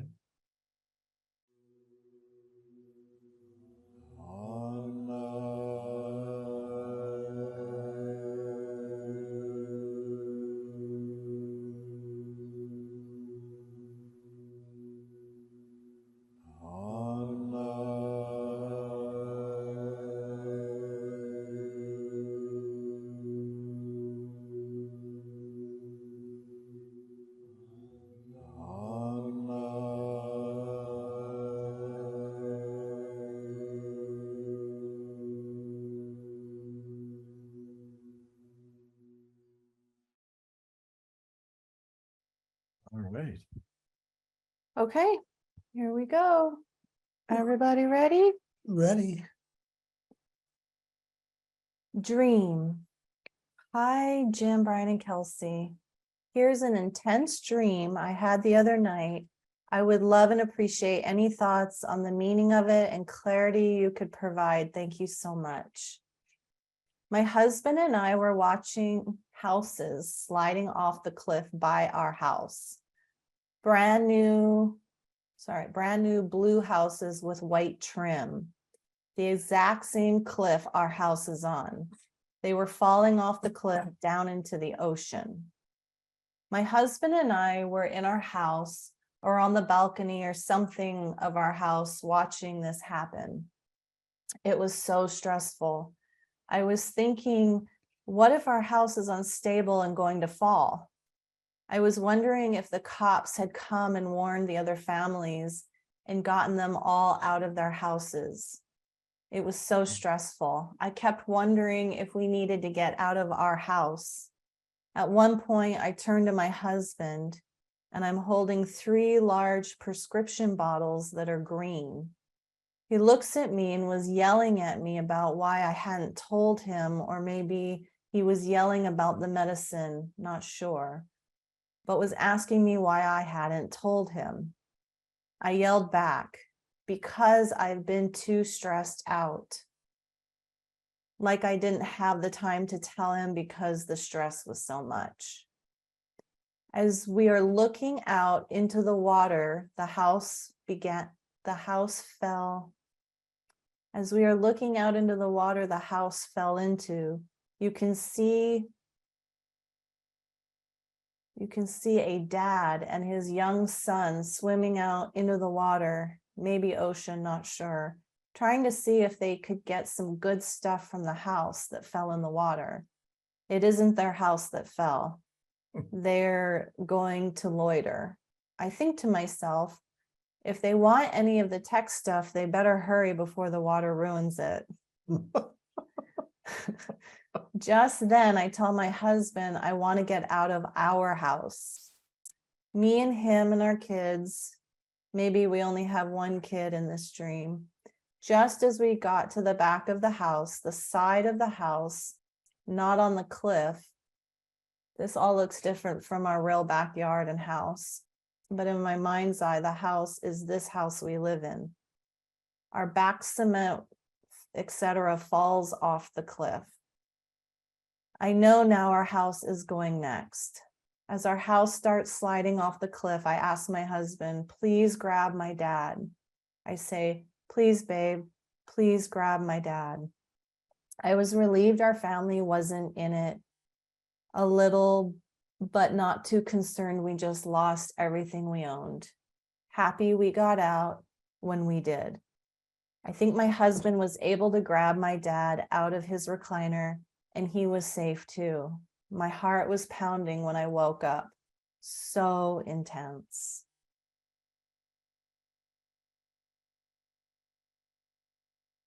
Well, to me, it means that a lot of your belief systems and ideas that you struggle to hold on to, and that's causing the tension, is going to slide away now. You're going to watch them fall away, and you don't have any control over it. Before, you've been wanting to let go of a lot of this, but you just won't. And you've been holding on to the past, holding on to old ideas that really don't work for you anymore. And now you're watching them just slip away because it's time. They can't hold on anymore to you, and you can't hold on anymore to them. And so it's telling you that now is the time for change in your life, to transition to the new, whatever that's going to be. It's interesting, the blue and the white, because the blue and the white symbolize a certain level of freedom in the astral realm, which is the imaginational realm. So I think that this has a lot to do with what you imagined your life was going to be like, what you imagined your relationships were going to be like, what you imagined your homes were going to be like. And now you're having to let go of all that to discover what's true. And so I would just begin the process now of really letting go of the old, stop holding on to the old way, the old beliefs, and recognize that they can't stay anymore. They're not able, there's not a foundation for them to stand on. And so you've got to discover the new ideas, the new ways, the new beliefs that are going to work for you now, not keep trying to live in the old. And the fact that they were able to bring your dad out, to me, that's still old ideas, and the source of maybe some of the old ideas that you're holding on to, that you're carrying around with you still. So I'm not saying let go of your dad, but let go of all that he represents, all the ideas, all the beliefs, all the visions, whatever, and start discovering for yourself your true ideas, your true beliefs, your true wants, and your true ways by which you're going to live your new life in your new home. Good job. Anything else to add? Yeah, sure. I'll add a little bit, but that was awesome. I mean, really, you're one of the people that I was talking to, obviously, in my sharing today. And there's quite a few people this applies to. So there's your proof in the pudding, why we literally do the sharings we do. That is definitely one of the major type of inner experiences that are definitely letting you know there's definitely change going on in your life. And there will be some level of reflection on that in the world. Probably not your house literally falling down, because I don't know, that's possible though. I shouldn't say that, but I'm just trying to not create fear. In other words, that's what I'm saying, but definitely the symbolism there. To me, even the other house is falling ahead of time. Just to kind of expand on what Jim was sharing, to me, that's saying, because see, the house is often are about our personal consciousness. And so it's what is living within our inner kingdom. What have we created? The belief systems, like Jim was saying. So like your dad in there says, to me, some of that is belief system is based upon some of what your dad taught you.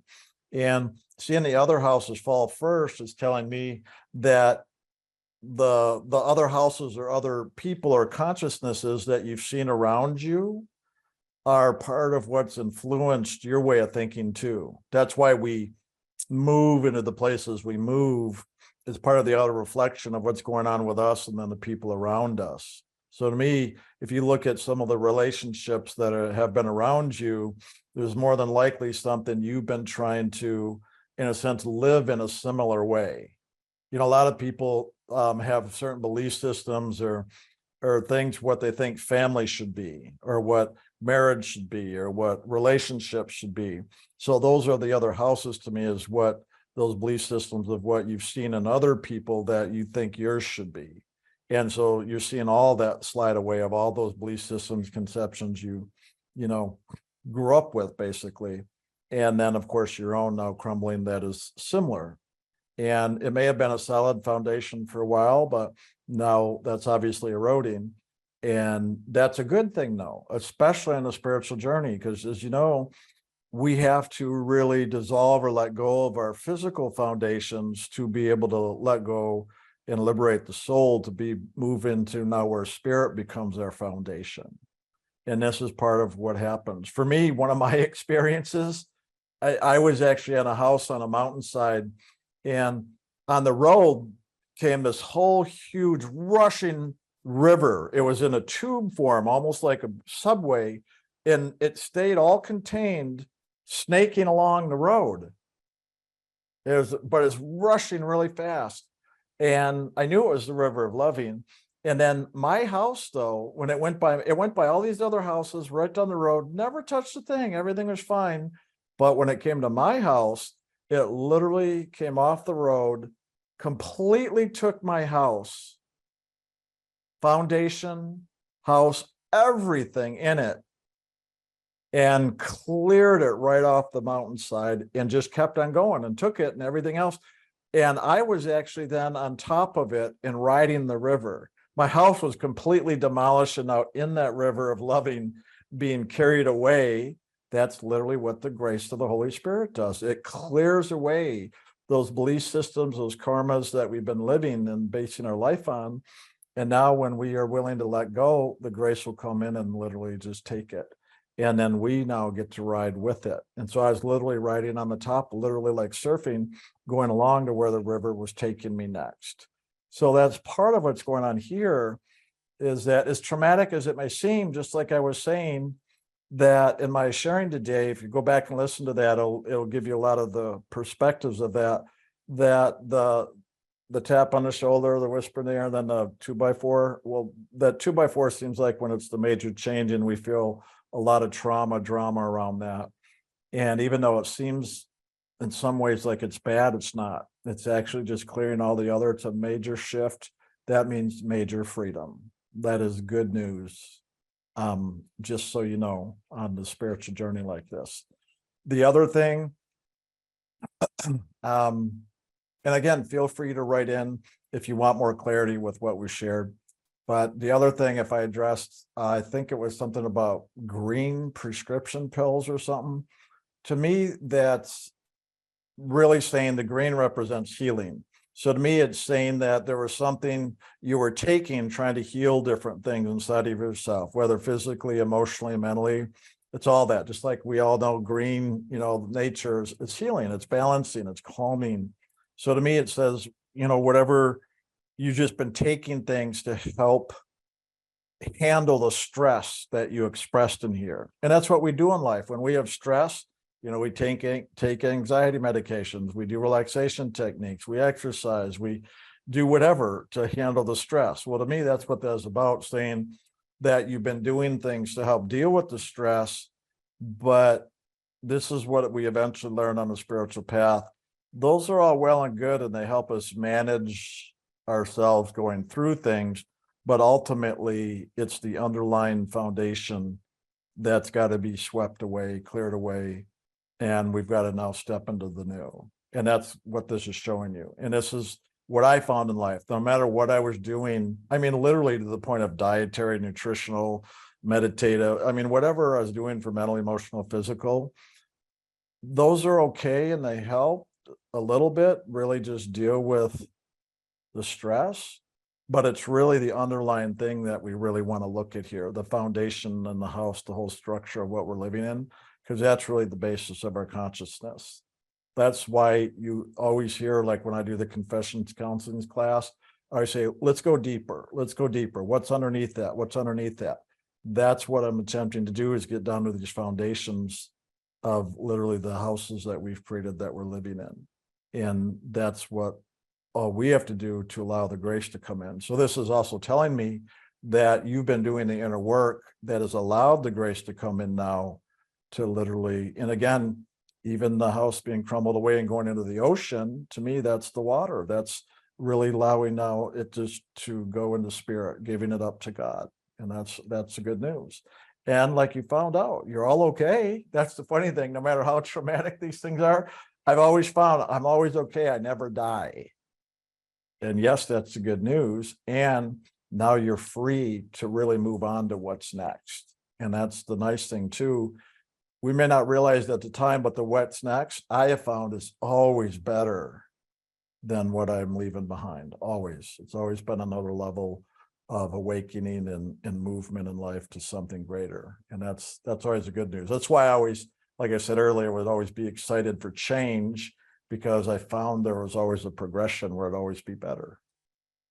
So hopefully you'll find the same. I say that because that's up to you. We each have our own, perceptions or attitudes with how we approach change in our life. So I think we covered, yeah. Question for Jim and Brian. How do I know if it's my intuition or my fear when I feel tightness in my stomach about certain situations or a certain situation? How can I release the fear and panic from my mind that is now starting to affect my body? Thank you. You want to start, or you want me to Go ahead. To me, you answered it when you said in your stomach. To me, that is the fear. That's not intuition, but that is also what some people would call the gut response, what a lot of people call intuition. I don't. I call that the instinctual nature of the animal consciousness, which is in the gut. Intuition to me is the higher awareness, and that you can have regardless of the fear down here. So if you have fear, what happens, we usually allow our consciousness to drop and get caught up into that. So then our response is usually a reaction based upon fear and panic, which usually doesn't have good results, other than maybe getting us to safety, like if our life is threatened. So it can serve in a good way. That's how animal nature, kill or be killed, whatever type of thing. But when we bring an intuition, when things are going on in your life, whether there's fear involved or not, when you can focus up here, which obviously is harder to do when you've got fear going on in your gut. But the key is do what you can, especially when you've got fear going on, to do your meditation and come up to the seat of the soul.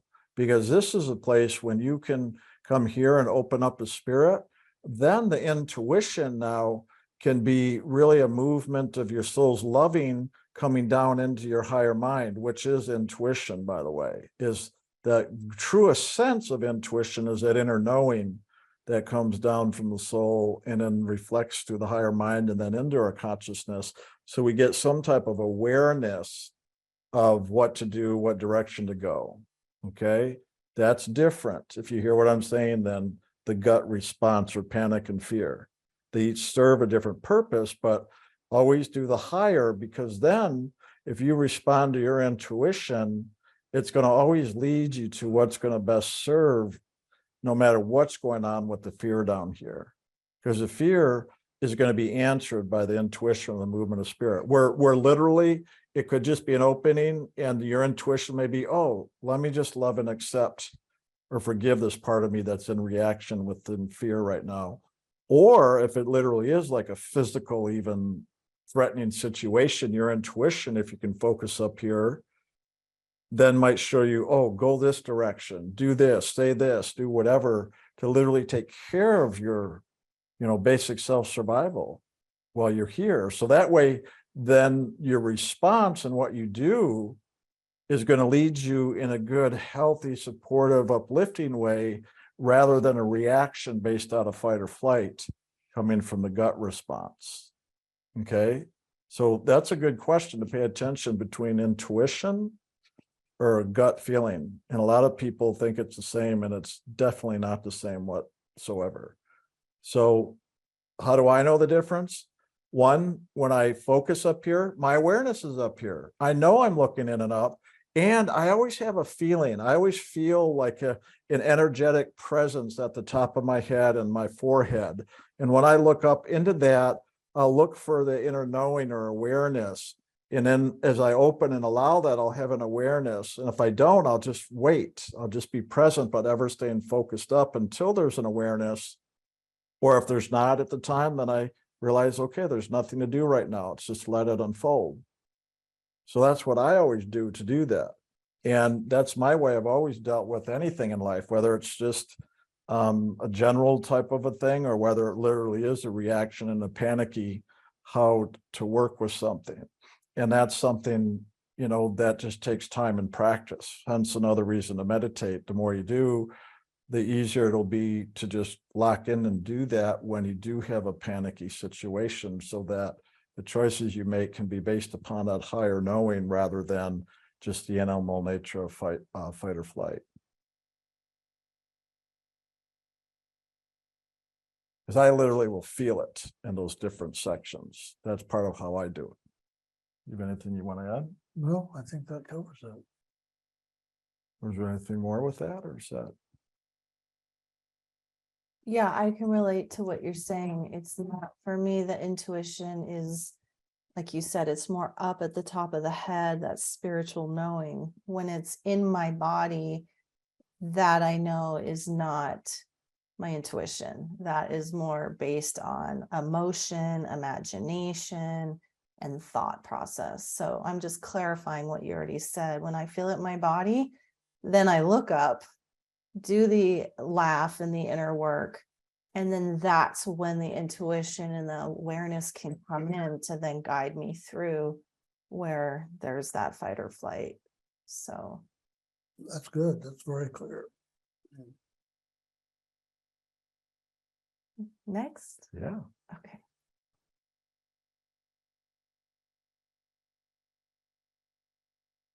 Meditation experience today. Thanks so much for the wonderful meditation. I think my experience is what Brian's talk was about. Would like to share and receive insight. Toward the end of the meditation, I saw ripples of white light pulling me upward over and over again, like waves of white light directing me higher into the peace and white light of God. It's rare that I see anything or feel much in my meditation. So I hope this is an indication of something letting go and releasing, as I have been stuck in a health challenge and resistance for quite some time. I want to move inward and upward more often and heal my body and physical life more. Thank you so much for your talks and your support. I appreciate all that you do to keep me focused in the loving. Love you all. I'll let you start. When I have had experiences with that, like that, to me, that's truly the movement of the Holy Spirit. And that's obviously exactly what we want and what we're doing here in our meditations we teach here in ILM. When we do that, we allow then that action of grace to just move in us and through us in whatever way God wants. And we just turn it over to God, literally just turn it all over to God, and we just surrender. And however it unfolds. And sometimes that movement of grace can literally lift and even have the miraculous healings. And other times the grace will support us in moving through the challenge we have, because there may be great learning and a lesson in that, where before we were having a hard time moving through it or accepting it. The grace then can come in and really help us now move into acceptance and into greater neutrality with whatever it is we've been struggling with, whether it's a physical health challenge, a mental or emotional, on any levels, in other words. So one of the things I always try to share, because that was a big primary focus for me for the first many years when I started meditating and doing spiritual work, was really more based in holistic health.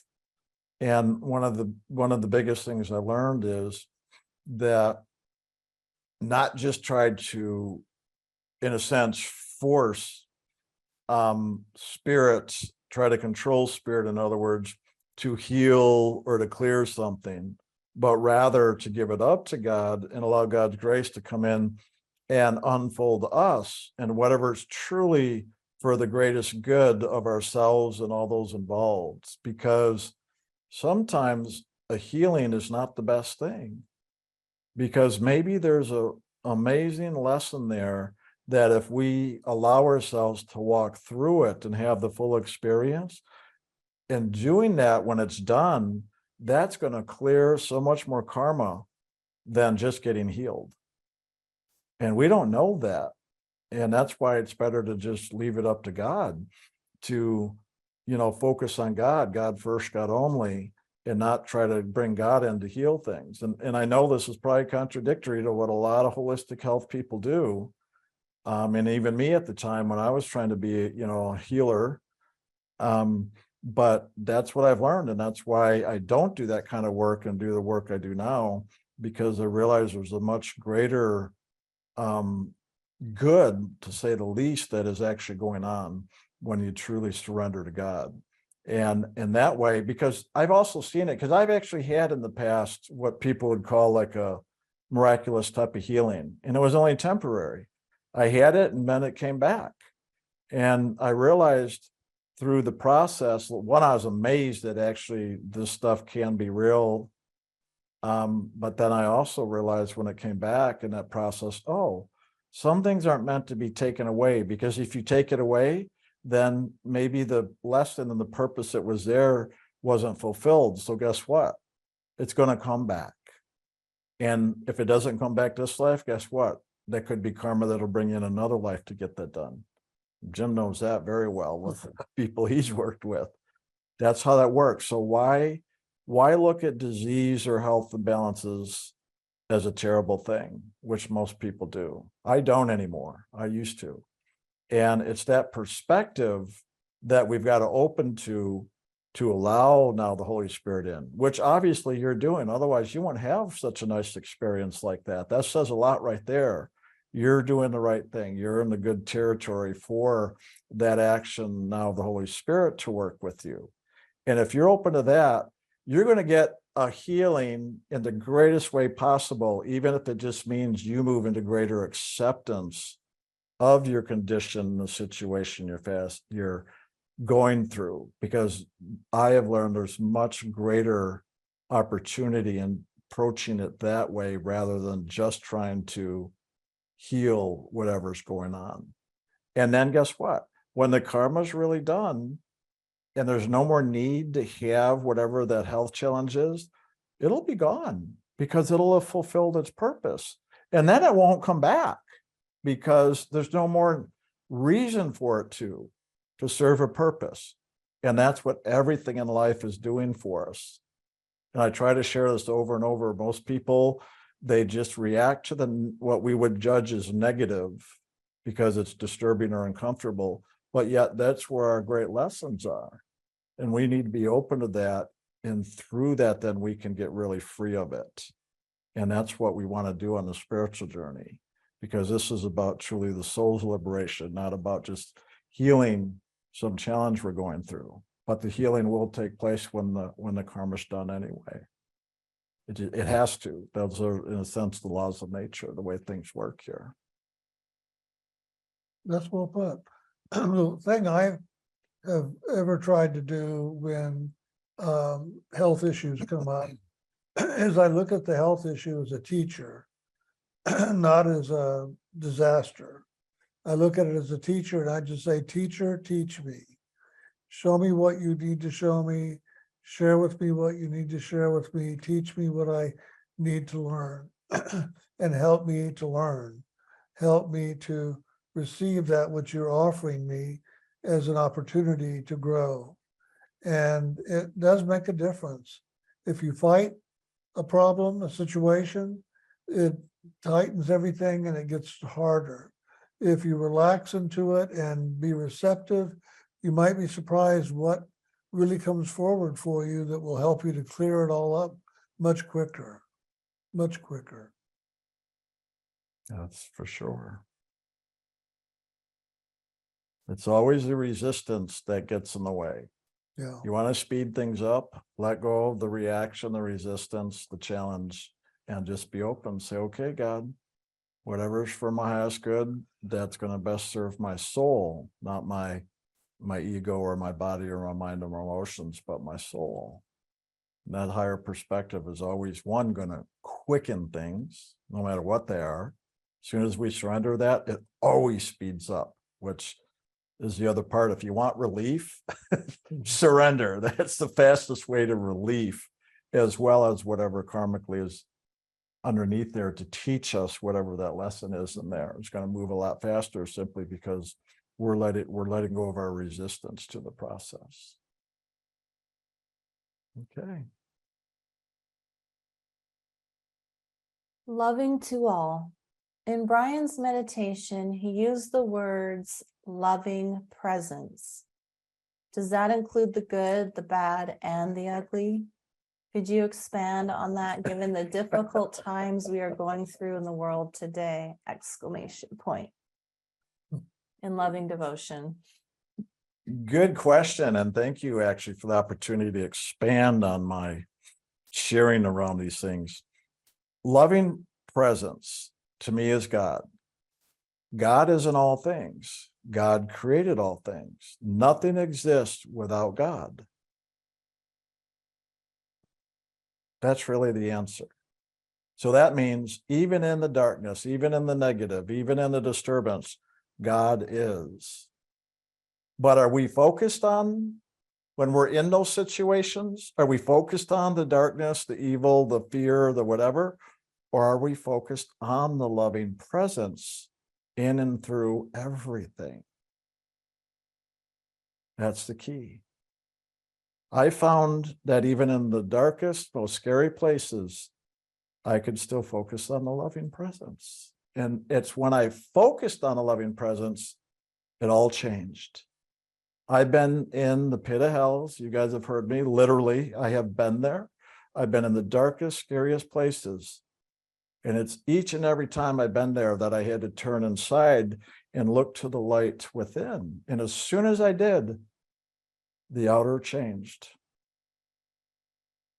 All I had to do is look to the loving presence. And that loving presence is right here inside of us, no matter what level of consciousness. This was an out-of-body experience. This wasn't in my body. But guess what? Even out of body, I still focused right here. Because wherever you're at, wherever you exist, you're conscious and aware. And in that, you focus to the same place. The seat of the soul is the seat of the soul, no matter what level of consciousness you're in. Even in the heart of God is exactly the same place. I've described it as the center of the center of the center. It is that single point that is actually God itself and the origin in which God created from that point. When you go there, that's all there is. And everything comes out of that and everything returns to that. That's really the loving presence. And all we have to do is focus into that single point to be aware of the loving presence that is in all things. It's the same thing as Jim saying, God first, God only. But this is how you do God first, God only. Just like Jim sharing today about devotion. You talked about seeing God in everyone and all things. That's exactly it. No matter what, right here physically or out of body or in a dream, doesn't matter. It's the same process, no matter where you are. It's the same thing. And that loving presence is you. You just have to know how to look to that which is you. And then it awakens. And then everything changes from there. Did that answer that? I think so, very well. But you want the real answer, which is the experience of it. But it starts with a good question like that to direct you to where to go to experience now the answer to your question. That's why I like the word question. It means questing. We literally are questing, not just for the information, but the actual experience from which the information comes.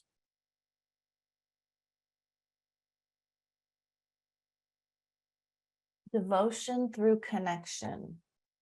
Wonderful sharing today. I could go on and on, but I'll be brief. I changed my time for my daily meditation to the early morning, God first, God only, devoting myself to 2.5 hours, even if my cat is meowing in my face, scratching my That's a arm good one. for me to get up and feed her, which is on the daily. That's a good one. My meditations haven't been eventful within, but where I have seen significant movement and change is in my daily experience. It's not one thing in particular, it's everything. My inner experience and my outer experiences working in unison. Nice, nice. Also, your sharing, Jim, reminded me of how nature is a wonderful connection with what is awakening within. I talk to God on my daily runs now, like I would talk with my best friend. I said to God today, why didn't I do this years ago? I also have made such a connection with a horse on my run. He runs out of his stall every time he hears me coming and follows me along his corral. That's awesome. I think it is not a coincidence that I have found out his name is Spirit. That's awesome. In loving gratitude. Wow. That's a good sharing. Nice Thank you. sharing. I love it. And it's cool when you really make God first. It's cool how the world around you will start to shift and reflect that more. And especially like that with animals. I mean, that's pretty cool, especially about the horse. I love it. That actually, when I started meditating, literally the first year, I would have these amazing experiences with animals, even birds. I mean, it's just amazing. I had a bird that would come to my window and just peck on it always. And then I'd go outside and then it would fly around me. And it did this for like 3 days straight and then was gone. You know, I literally had a dog once literally communicate to me telepathy wise. I had different things with like deer and out in nature. And it's just amazing that how the response of the nature kingdom, so to speak, not only animals, but even plants and other things like that, when you really, really are in tune with that flow, even into the physical level like that. To me, those are the really fun, to say the least, nice experiences to, like you said, I love how you titled it, with connection. So good job. That's to me what makes life fun. That makes it an adventure, living it more spiritually based like that, including out of body. That's how I started. I'd look for all that while I'm here in the body, like Jim was sharing, to see spirit, God, and all things. And then even when you are in other places outside of the body, same thing. Same thing. This journey is a lot of fun, in other words, really. It's not all the just dealing with our challenges and hard work, unfortunately, that a lot of the times we can get caught up in and think it is. That's only part of the journey, is just dealing with working through those challenges. The real journey is this. It's the quest, it's the joy, it's the fun, the adventure.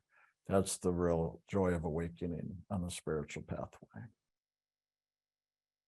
Thanks for that reminder.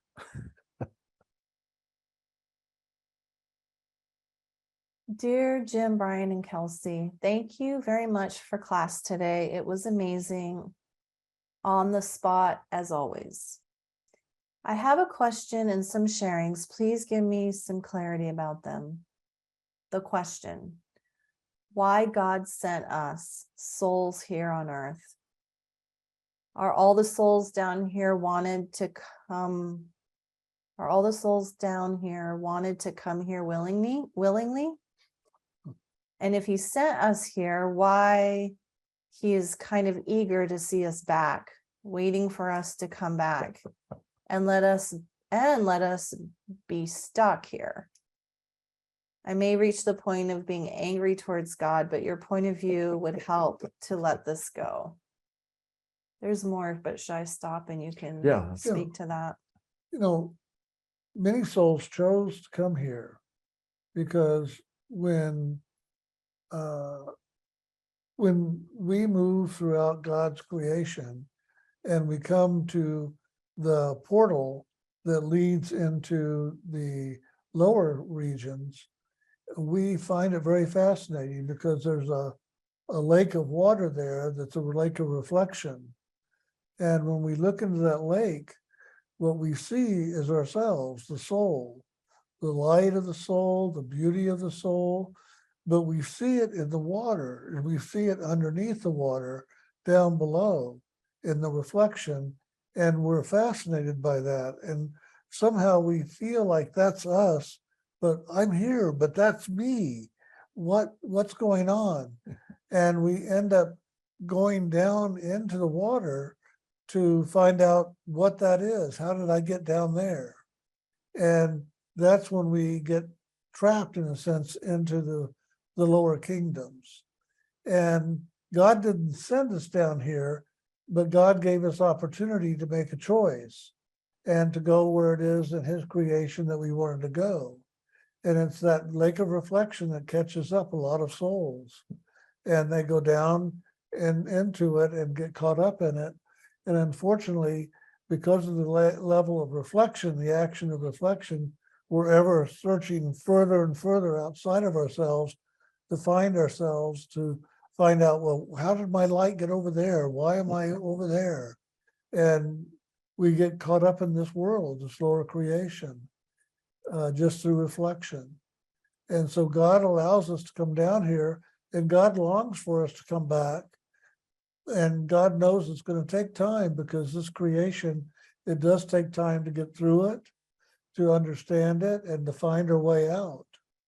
And so it's not God's fault, it's our own, because we got caught up in looking outside of ourselves rather than looking inside to the truth. And the moment anybody that happens down here, especially when we are so caught up in the outer gaze, we do kind of lose ourselves and lose our direction. So this meditation is a practice of getting our directions together again, back together, and understanding the true direction to be going now, and not look down and out for answers, for solutions, and even for the way home, because the way home is not down and out. It's funny when you're talking about we chase our own light. It made me think of a cat, you know, when you have like a little light and you shine the light, and the cat will always jump trying to catch it. Kind of like that. Yeah. I know, kind of like that. The other part that,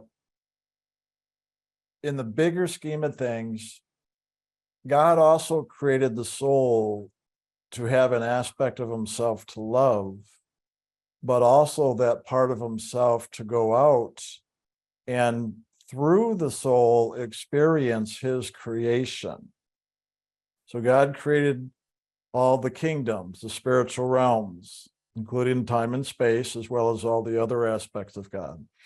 But then the soul God created now as an extension of his self, as that loving, to go and experience all that he created. So that's the other part of this. So the soul of who we are is that extension of God's loving essence to go in and experience all of his creation.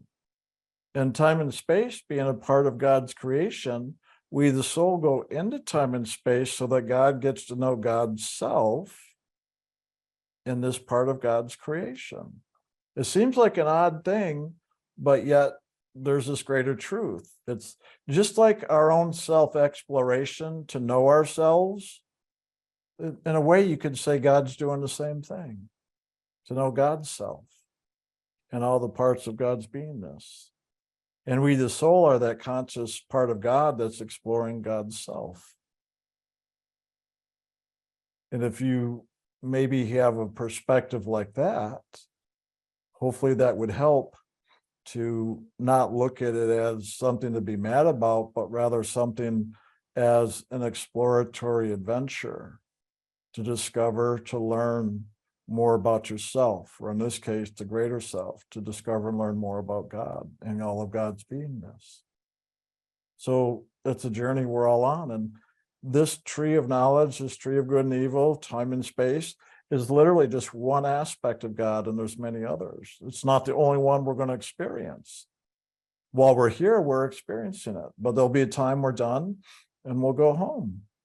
And anger and fear are part of the experience here. So we don't want to avoid it. We want to let anger and fear be okay. Be mad at God, hate God for a while. That's part of the experience. And then once we've had enough of that, we'll set that aside and now move back into loving God. Seriously, we're going to do that anyway. It's called don't avoid any of it. Don't try to stop or resist any of it. Just surrender to whatever's going on. And I've always found as soon as I just surrender, even to being angry, even to being mad, even to being fearful, just surrender to whatever's going on. Don't resist. Every time I surrender is when it just moves. It just clears. If you want to hang on to something, it'll keep it going. You really want to be done with whatever the disturbance is, you have to surrender literally to it. See, a lot of people will say, well, I'll surrender to God because I hate this so much. Don't work. You ever tried to give it all up to God? I surrender to you, God, but yet this thing you're hating and struggling with keeps sticking around. Well, that's why. You cannot do it out of againstness. You have to. The only way things clear, the only way God truly lifts things up is when you actually finally love and accept all things, because that's what God does. God loves and accepts all of God's creation. And so when we start to now do like God does, having been made in the image of God, is when we'll have more of the godlike experiences. So in other words, surrender to your anger, surrender to your upset, surrender your pain, surrender to the actual thing you're trying to get rid of. And that's the hardest thing to do because we don't want it. So if we think we have to surrender to it, it's going to devour us. And that's the greatest delusion running. Lucifer doesn't want you to know this. This is how he pulls the wool over your eyes. But as soon as you realize you surrender your fear, your anger, your anything, it'll all of a sudden disappear because you're no longer resisting it. It's only a resistance that gives it life. As soon as you let go of your resistance, it has no more life, so it just dissolves. So literally surrender to the very thing you hate, you're fearful of, you're in reaction with. Just surrender to it. Because why? When you surrender to it, you're going to see the God in it, because God is in all things. So there you go. Anything we react to, we're not going to see God in it. Surrender to your reactions, you'll see God in your reactions. This is how this game works. It's wired exactly the opposite way the world would teach you. It's not fight or flight, it's light or light. In other words, like I keep saying, look, learn, and love. Because when you look, your loving will go there. And it's the loving that it's all about. And that handles everything. But you can't look in againstness and trying to get rid of something. That's not looking and loving. So you have to pay attention to how you're doing it. That's what makes the difference. And that's where the lessons are, by the way. You want to learn the lessons, you got to look at what you're doing in yourself while you're doing these things. Because a lot of people will come to Gemini and say, well, I've been doing LAF, I've been doing a meditation, I've been doing this. It's not working for me. Well, we go, what's your attitude? How are you approaching it? They'll go, well, I hate it. I just want to get rid of it. Well, that's why it's not going away. It doesn't work. God loves all of its creation. We have to love all of our creation. We have to love all of God's creation. So you've got to love it. And the way to love it is to surrender to it. And then you'll see the magic. And that's when things will really transform and change. And then it'll be good. And then you'll see the amazing perfection and magnificence of this whole creation and all of God's creation. But this is how to do it if you really want that. Maybe the hardest thing, but you just surrender to the hardest thing, and then you'll have it.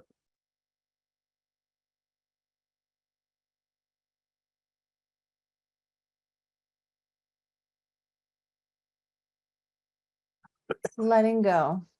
I guess I am one of those people whom has difficulties around this topic. I've been working on things, areas of my life, and I can't say they have not changed at all, but they are still bothering me. Still thinking about that ex-boyfriend, all my childhood traumas, what my dad did or did not do, etc. I think there can be two aspects of it. Letting go the working on them, my focus on them, the struggle. That's why my focus is still on the outer, and focus on God instead of. Also letting go the desire to change it, to have it fulfilled some way. It is around the childhood traumas. As a kid, I missed a healthy family life, and my inner child still wants to have it. I guess it is impossible. Impossible because of it was in the past, and also there is no healthy family life whatsoever without many conflicts as my inner child wants. Your feedback is appreciated, and thank you very much for your wisdom, support, and your loving initiate. Well, I would say it's true. You know, we cannot go back and change the past. What is and what's done is done. And so it's greater to get up and move forward with a different attitude, a different approach to life, so we can now create what we want, not trying to go back and recreate, but go forward and create and learn the lessons from the past, and don't carry the old into the new and try to make the new out of the old, but rather leave the old behind and ask that you learn the lessons from the old so you can leave them back there. And now you can move forward and start doing things differently for yourself. In the past, as a child, they were done for you and to you, and you didn't have a lot of control over them. But now you really can have control over it, and you can create the life that you want, not back in the past, but now.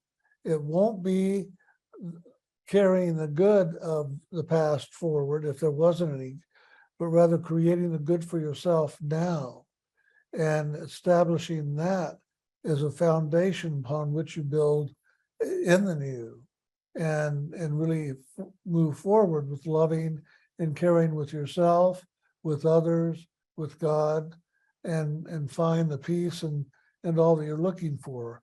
It's not going to be in the past, and you can't change the past. It's done. Best to leave it alone and move forward into the present moment and make the moment now that which you want. You know, it's kind of funny because you know how when we talk about health, I've heard so many times, you know, when kids are little, you want to let them play in the dirt and get dirty and messy and whatever, because what it helps build the immune system, right? You know what I'm talking about if you've heard that. Well, doesn't that create health then? So if you want a healthy family, maybe you have to allow the getting dirty and letting things get messy, because maybe that's actually what creates a healthy family. It's just a matter of perspective. And, look, one of the things I've learned is we have children. The reason why we even have children, for those of us that do, is because it gives us an opportunity to heal the things from our own childhood. So if you have a child or children, then take the opportunity and do things differently. Like Jim was saying, let go of the past and create now what you want with what you have. And one of the ways to do that is also to approach it differently than the ideals or fantasies or expectations of what you thought you wanted. And that's why I was throwing out the idea of let things get messy, let things get dirty, because one, that's going to happen anyway. And it's when we try to control things so it's not that way, that's what I found is what causes the problems. And that's how life works. So if we resist the way life works, is we make it harder. If we just accept the way life works, all of a sudden we see it's healthy, we see it's perfect, and we accept the way it is. So that's a big part of it, is just accepting the way it is and not trying to change it. And that's probably the biggest thing that I've learned in all of this. I mean, to this day, I go through things. We all do. We have things we'd like to be a certain way, and they're just not. But then what do? Do we keep struggling to try to change it to get it the way we want it to be? Or do we finally just surrender to the way it is? Well, once again, I have found every time I surrender to what is, it always is better. And it always releases whatever the energy or challenges inside of me that was blocking me from not only seeing the perfection in the way it is, but actually experiencing the perfection and the loving and the grace that's in all situations. And that's the thing. Really, all we're doing in life, let alone the spiritual journey that we're doing here in ILM, is really learning about what's running inside of us and how to not just change it, but literally let it go, open it up so that we can really perceive the truth of life the way it is. And when we do that, then we're going to experience God in all things. Just like Jim's sharing today, not only in meditation, but all day long, even doing the physical world, because God's in it all. And so all we're doing here is learning how to do that and then doing it so that we get to experience that divine presence all the time.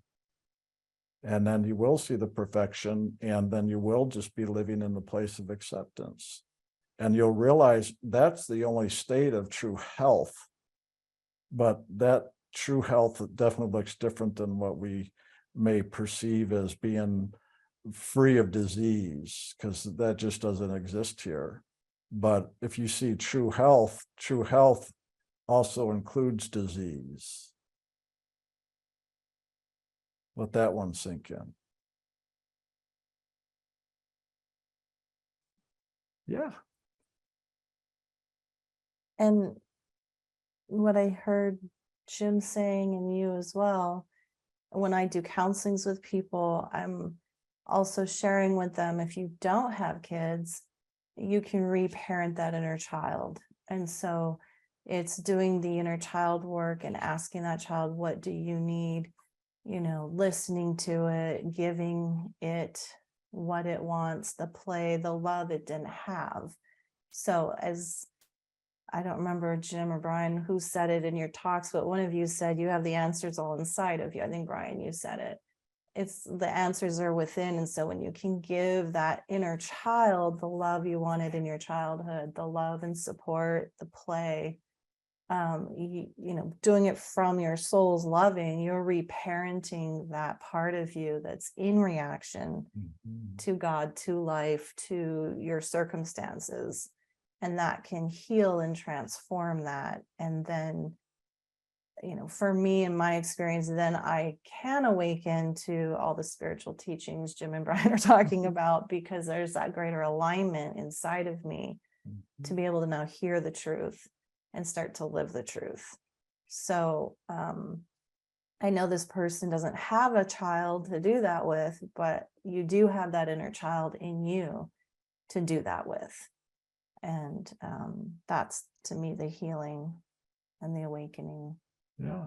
And if you realize when we grow up, we take on our parents and those around us, their belief systems and ideas about life.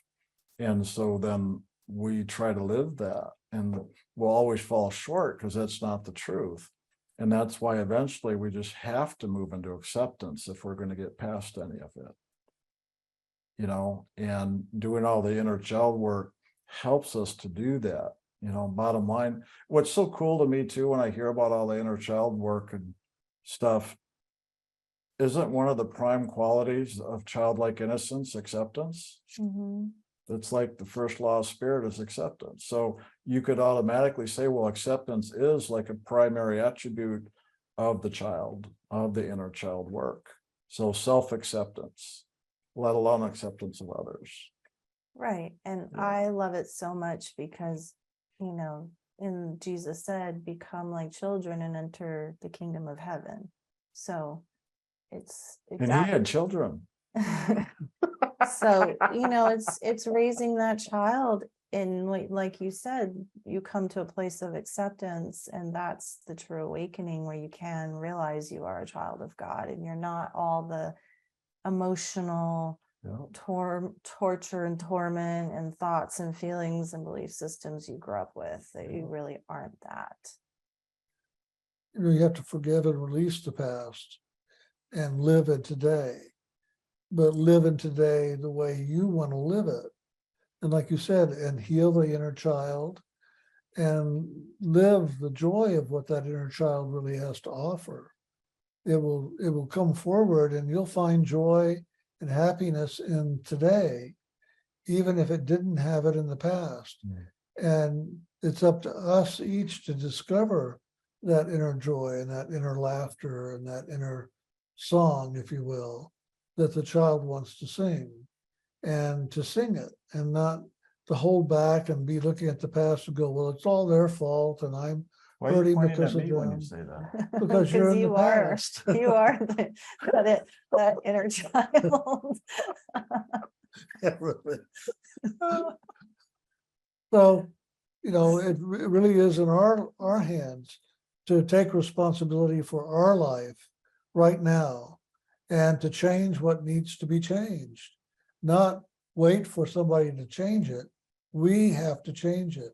And forgiveness is a big key. Forgive the past, forgive the people of the past, forgive the situations of the past, and find your joy today. Find your child today and begin to live the fun of all that, rather than carry all that past with you and let it burden you and hide you from the truth of who you really are. I like this. It's almost like a round table discussion or something. Yeah, It is. It creates a greater depth of the topic here. yeah, So, very much. good stuff. Yeah. All right. Next one. Dear Jim, Brian, and Kelsey, thank you for all your loving and devotion. It's making a huge difference in my life. My question today is about how to integrate being in the loving with being in my body. Coming through a traumatic childhood history, Who hasn't? my survival strategy back then was to kind of disassociate, that is, to exit from physical experience and to live in a world of imagination and fantasy.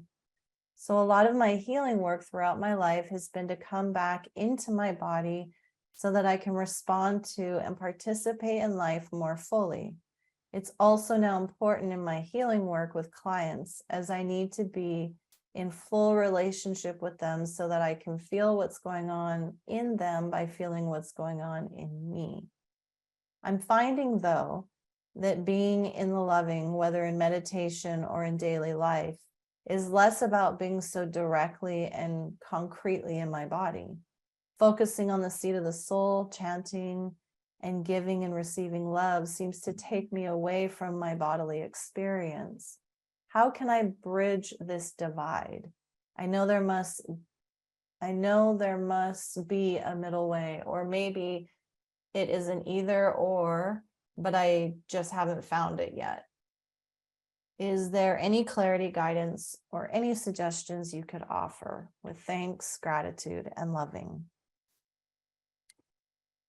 The main thing that I do, and in a sense, I stumbled upon accidentally, just in the process of actually trying to awaken to spirit more, not only in my meditation, but in my day-to-day life, is literally what Jim just shared today, his talk. That in that level of devotion to God, and what I even shared about how I had experiences even with animals and other things in nature, as I looked for that spiritual presence in all things, the God in all things, that was the key I found.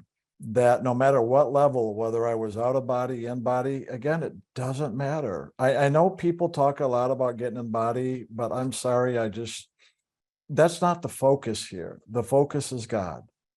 When you truly look for God in all things, you're going to see God in all things. And that is the only thing, the absolute only thing that will handle, heal, balance, moderate, integrate anything and everything, is the only thing that'll do it. So you've got to look to God. Don't even make it about the body. Don't make it about seat of the soul. Don't make it about your heart. Don't make it about your emotions. Don't make it about any of that. Just make it about God.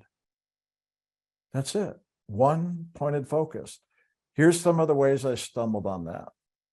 So when I started meditating, before I even knew about this practice, the first thing when I remember when I heard about auras with people, I said, oh my God, I'd like to see my own aura. So I used to stand in front of the mirror and try to look for my aura, where you just hold your focus and let your eyes soften and let your gaze just kind of open up. And then hopefully on the periphery, you might see energies around your body. Well, I was trying to do this. And as I did that, all of a sudden I started to see things. And I later learned I was actually starting to move into meditation. So I was learning how to meditate with my eyes open.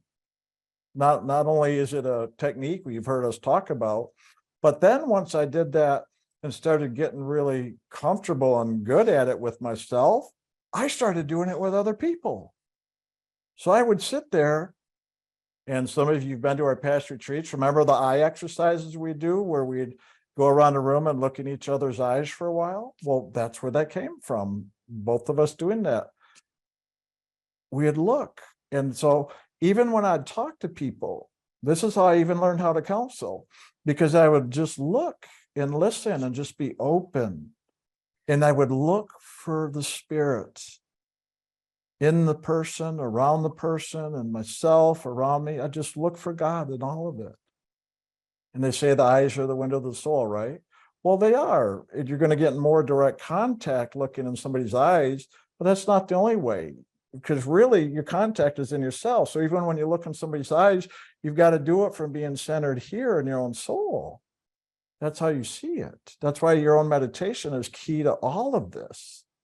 But once you learn how to do that, you start to learn how to now, in a sense, do it not where your focus drops down and out, but where you stay centered here, and now just allow your awareness to expand to include others.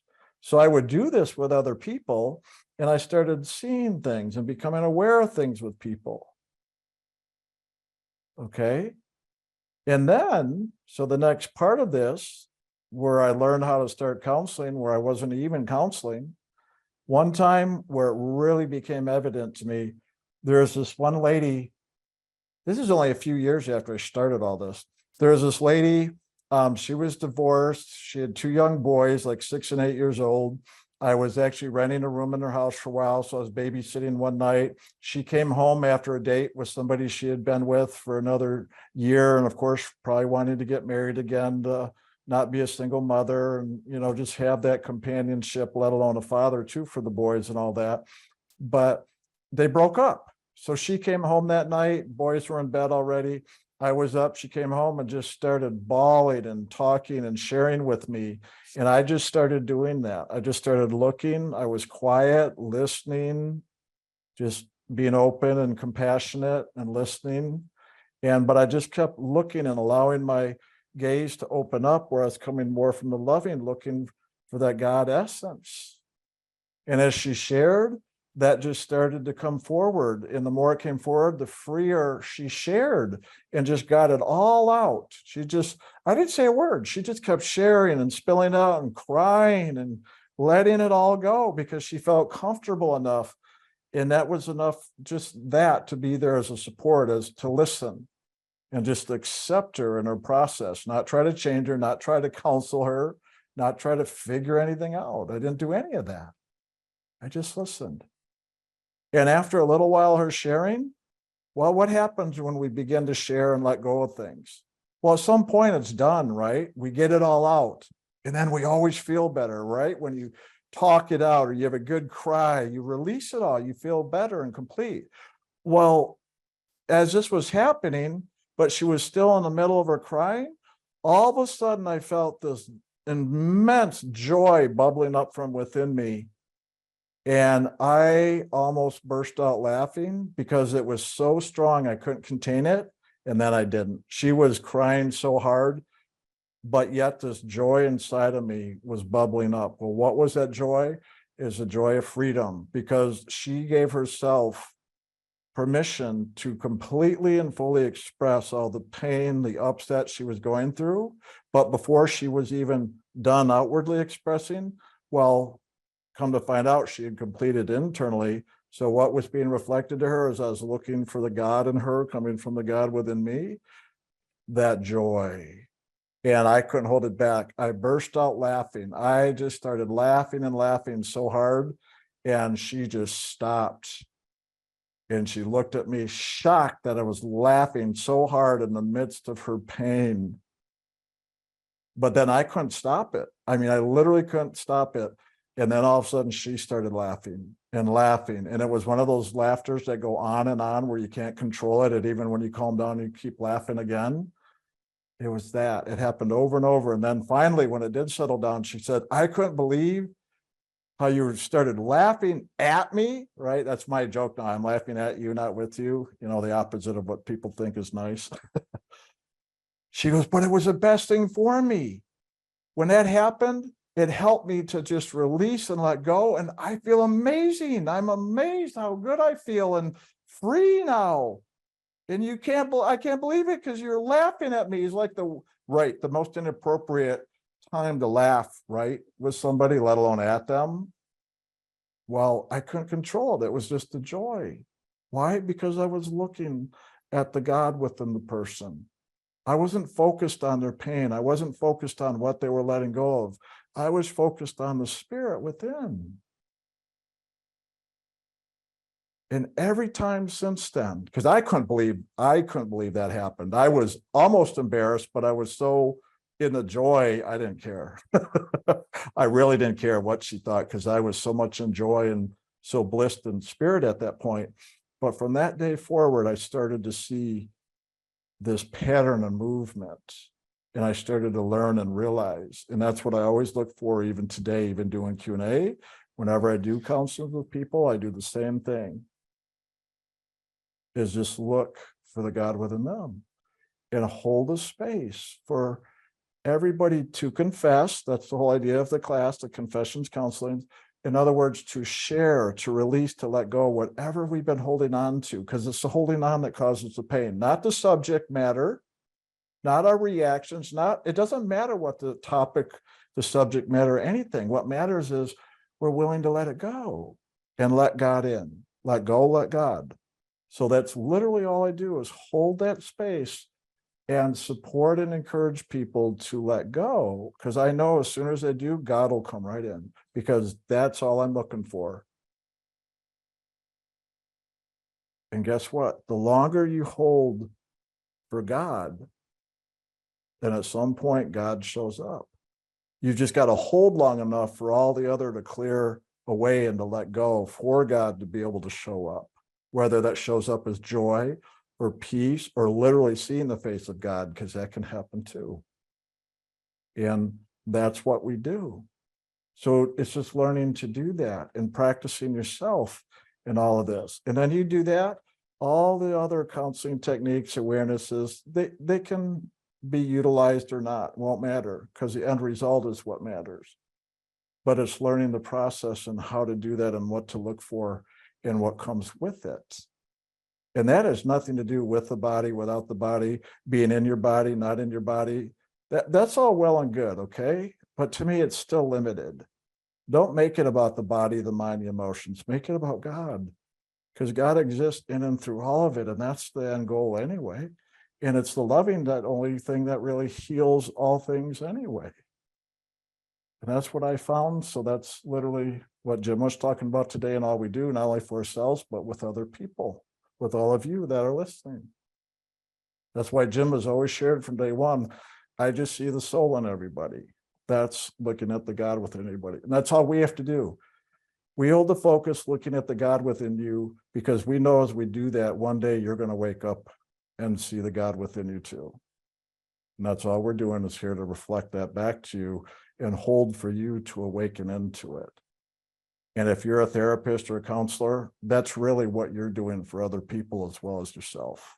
That's it. That's why Jim and I have literally counselors, psychotherapists, doctors even come to us, because at some point they realize all of everything they've known and learned can only take them to a certain point, that there's another step to go. And this is what that step is. So allow yourself to take that step and realize it takes time, but it's well worth it. I hope that answered it, or whatever, gave enough information, at least the direction to move, and realize the question actually was probably answered completely different than what you thought, which is good. Good answer, though. This is why I don't deal with grounding or being ungrounded or any of that, because my experience is it's not any of that. And I found every time I tried grounding techniques, I'd get more blissed out. So what good did that do? Seriously. So what did I do? I just learned to focus on spirit.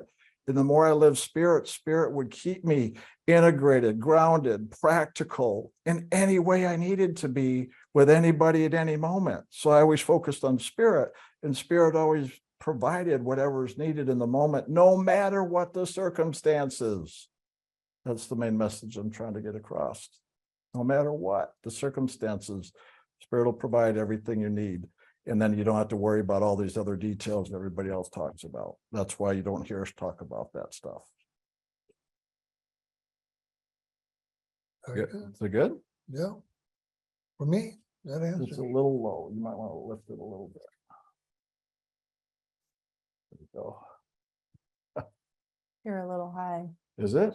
It's okay, leave it, leave it. That's where I usually put it. Well, I guess it is an inch too high.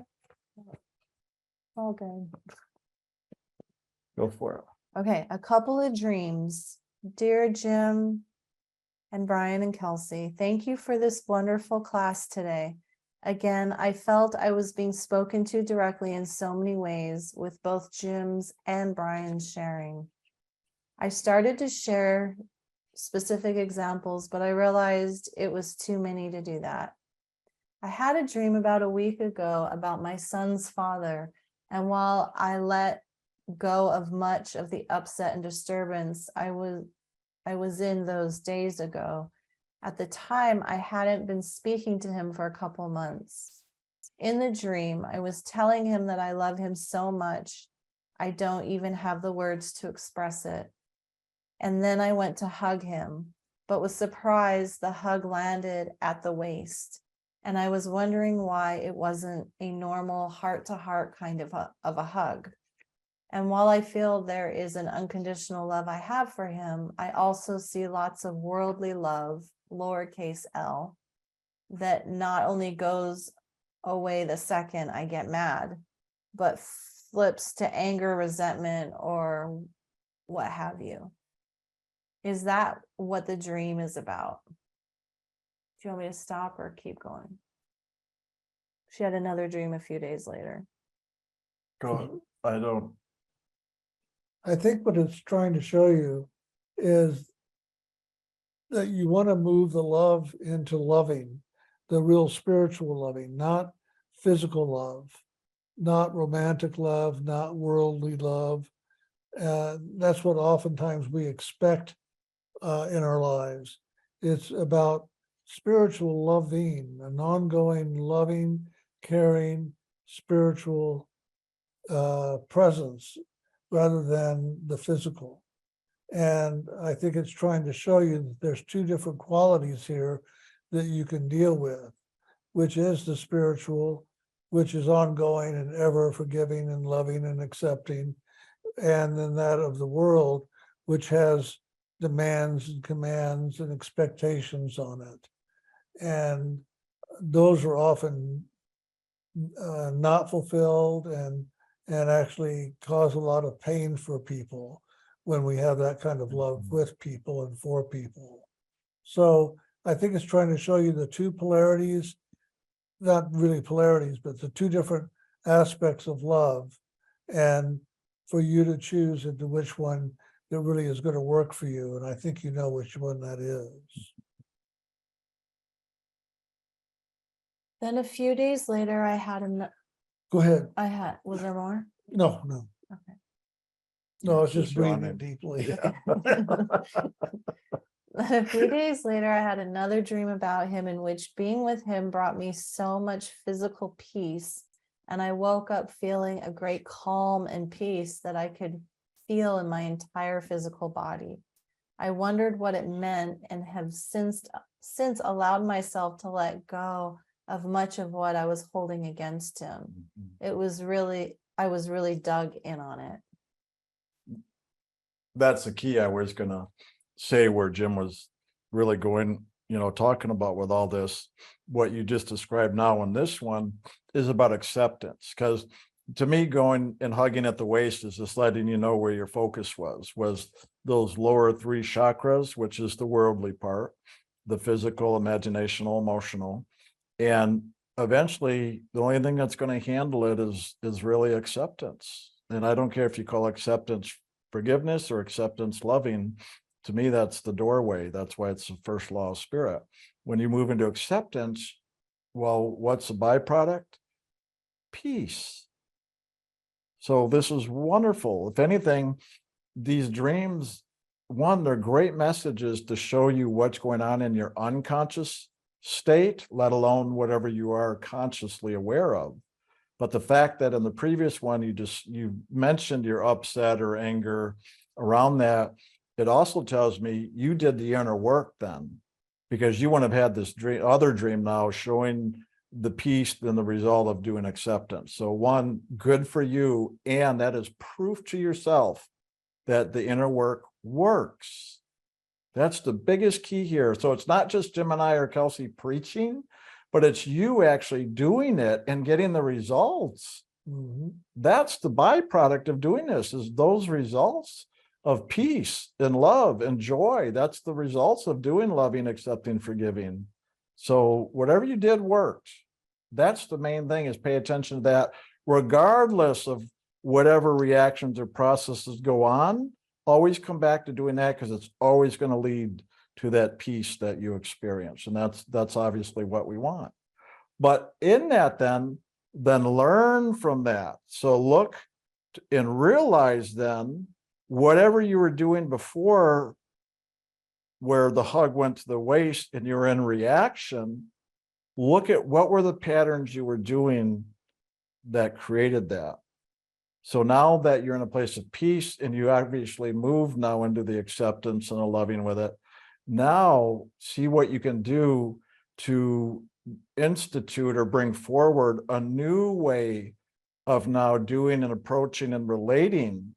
So you don't just go back to the old patterns. In other words, keep repeating the process. Because a lot of times we'll do that. That's what a lot of my talk was today. is that we'll just keep doing the same old thing over and over. Well, that's not spiritual progression. Maybe the doing LAF worked and relieved the tension or the upset for the moment, but if you go back and do the old pattern, you're going to keep getting the same results. So at least you'll know the LAF works to take care of it in the moment, but now you want to now do something new and different so you don't have to keep going back and repeating it. Then LAF will really have served its purpose in the greatest way it was meant to. And that's the part of now truly letting go of the past and now truly now moving forward and doing things in a new way. And I don't mean just physically, mentally and emotionally doing things differently, how we view things, our belief systems. And that's up to us to take responsibility for our thoughts, feelings, actions, reactions, so that we start to do something different. And if we're not sure what to do different, well, that's exploration, that's questing, questions.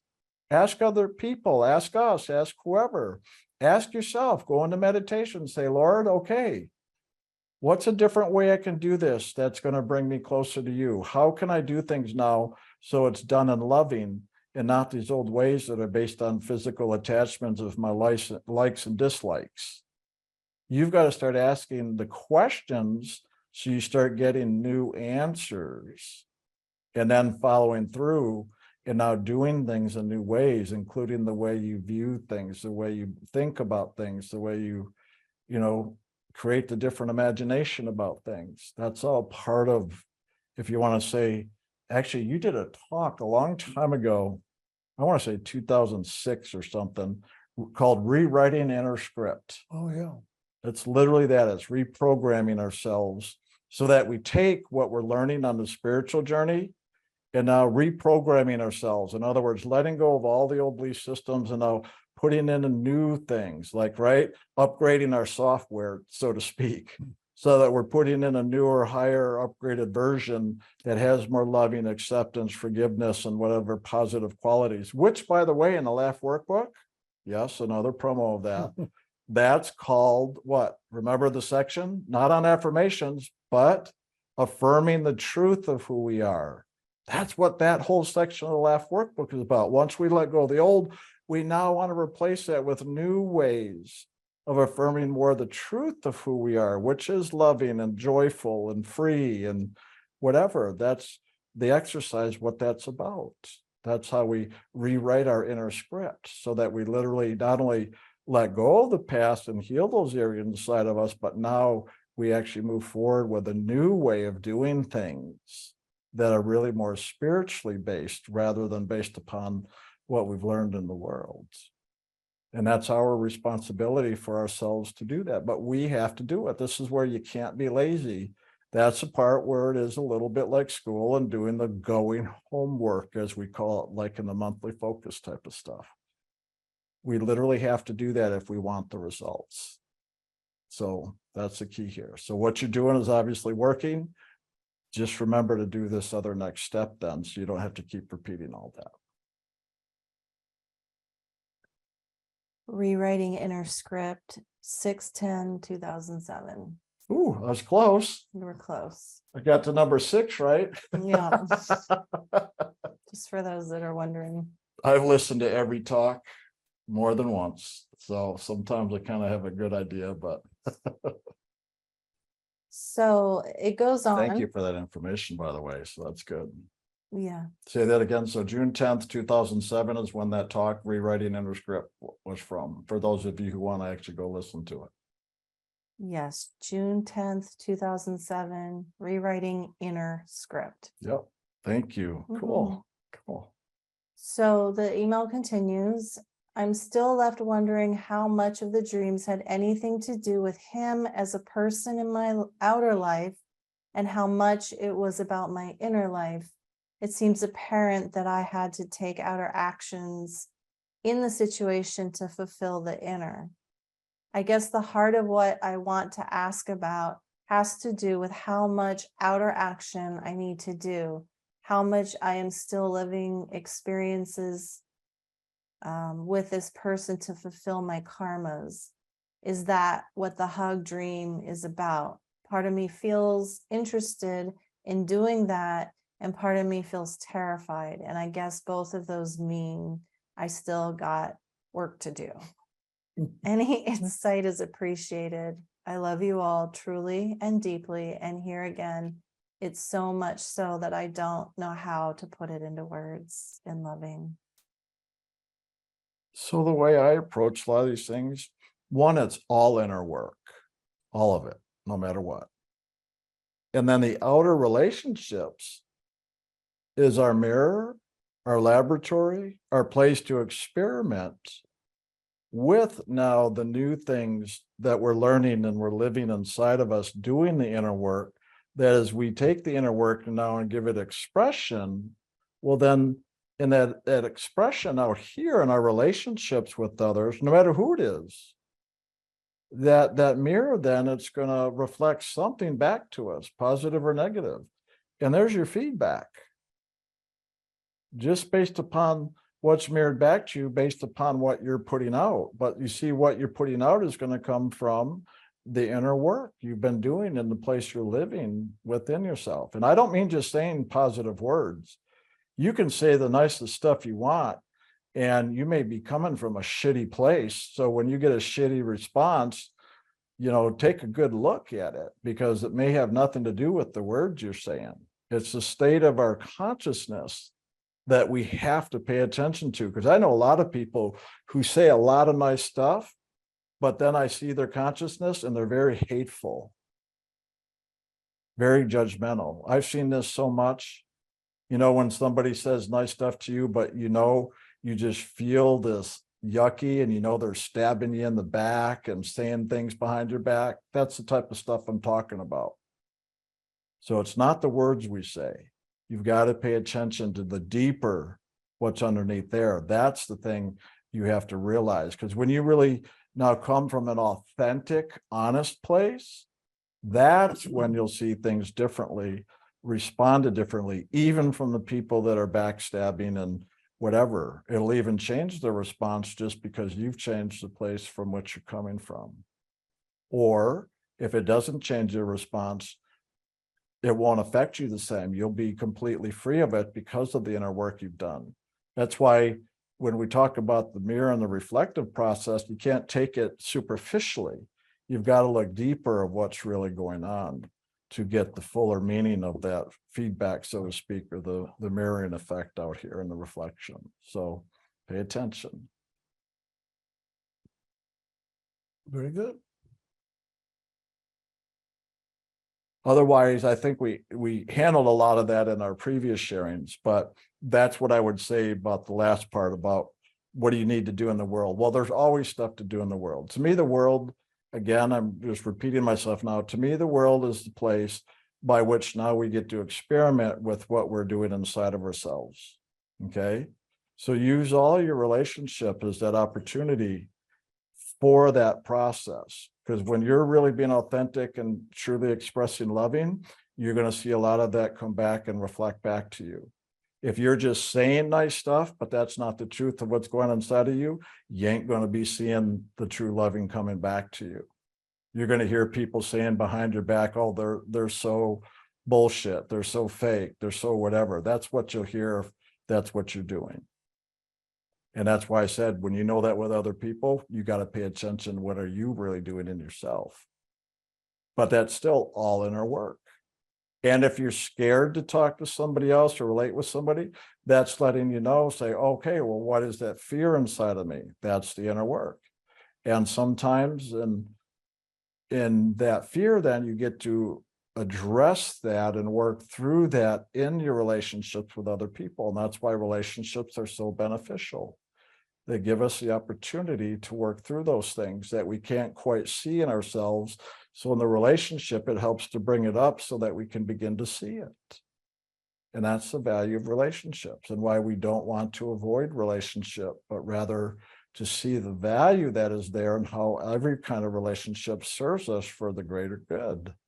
Even when we're afraid, even when it seems negative or bad, it's actually serving us and helping us to come to greater awareness and an understanding. And then in that, we can then see how we want to now continue moving forward in that relationship or any relationship. Any more you want to add? No, that was well done.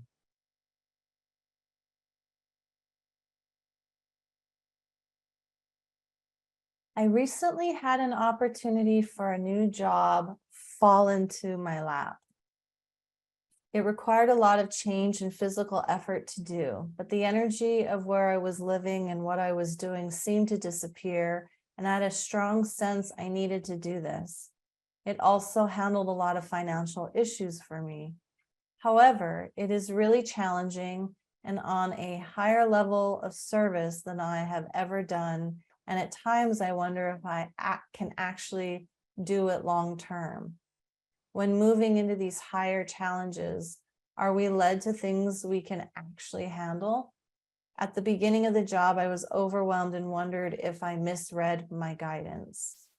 In my life, I have felt that things that come up unexpectedly like this are often the direction I need to move in because it's not me planning, but a higher force. Any insight? Well, I would agree. You know, when something like that comes forward, it's something to really take opportunity of and move forward. It's a chance to step up in your life and to step up inside yourself into a new aspect, a new expression of yourself. And yeah, you're gonna have to meet the challenge because anytime there's a movement upward, there's also that movement of expansion and doing things differently, approaching life differently, and that's good. That's what's called growth. So I would say you're following the right direction, following the energy well, and just keep it up and just keep adjusting the best you can as the energy requires you to change or to do things in a new way or expansive way. Yeah. My latest example is literally when I came to work with Jim and ILM. Yeah. The very first workshop we co-facilitated, that very first night when it was my turn to share, I completely shut down and froze. I didn't even, I was so blank. Went through the process. Jim had to come up and do my part of the talk. That's how bad it was. So did I get into something that was over my head? Well, based on that first night, sure looked like it. But then the very next day, I went for it and it just was awesome. It just was no problem, not a glitch, great talk, felt elated afterwards. It was wonderful. But what if I had given up after that first night thinking, oh my God, it's too much. I can't do this. I'm in over my head. You got to give yourself the opportunity, in other words, and you've got to be willing to learn and to grow, to take feedback and to be honest with yourself. And if in that feedback and being honest, if you are in over your head, it'll become evidently clear. But at the same time, you don't want to predetermine anything, and definitely not too soon. And give yourself the chance, and also with the people around you and whatever that work requires. And that's the way I found out, is not to prejudge it or to determine that on my own, but to pay attention and also work with those around me with their feedback and whatever's going on, so that I can have a well-rounded, because what I discover is most of us have a very limited view of ourselves, let alone the world around us.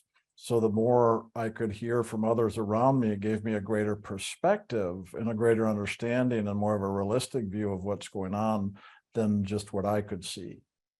And that turns out very valuable. Well, most of us are too scared to, have those conversations or be exposed because we feel embarrassed or will be humiliated. And that's too bad, because I found often the greatest growth is through humiliation and embarrassment. My joke is, if you haven't heard it in a while, practice humility. Well, humility is what? Humiliation, humility in action. So often humiliation comes with part of humility. How do you think I felt that first night when I couldn't even share? Of course, it's embarrassing, right? You feel humiliated, but it also brings us to a place of humility, which then is truly the place we need to operate from to truly be of service to spirit. But you got to give yourself the chance to go through that process. And that's the key part.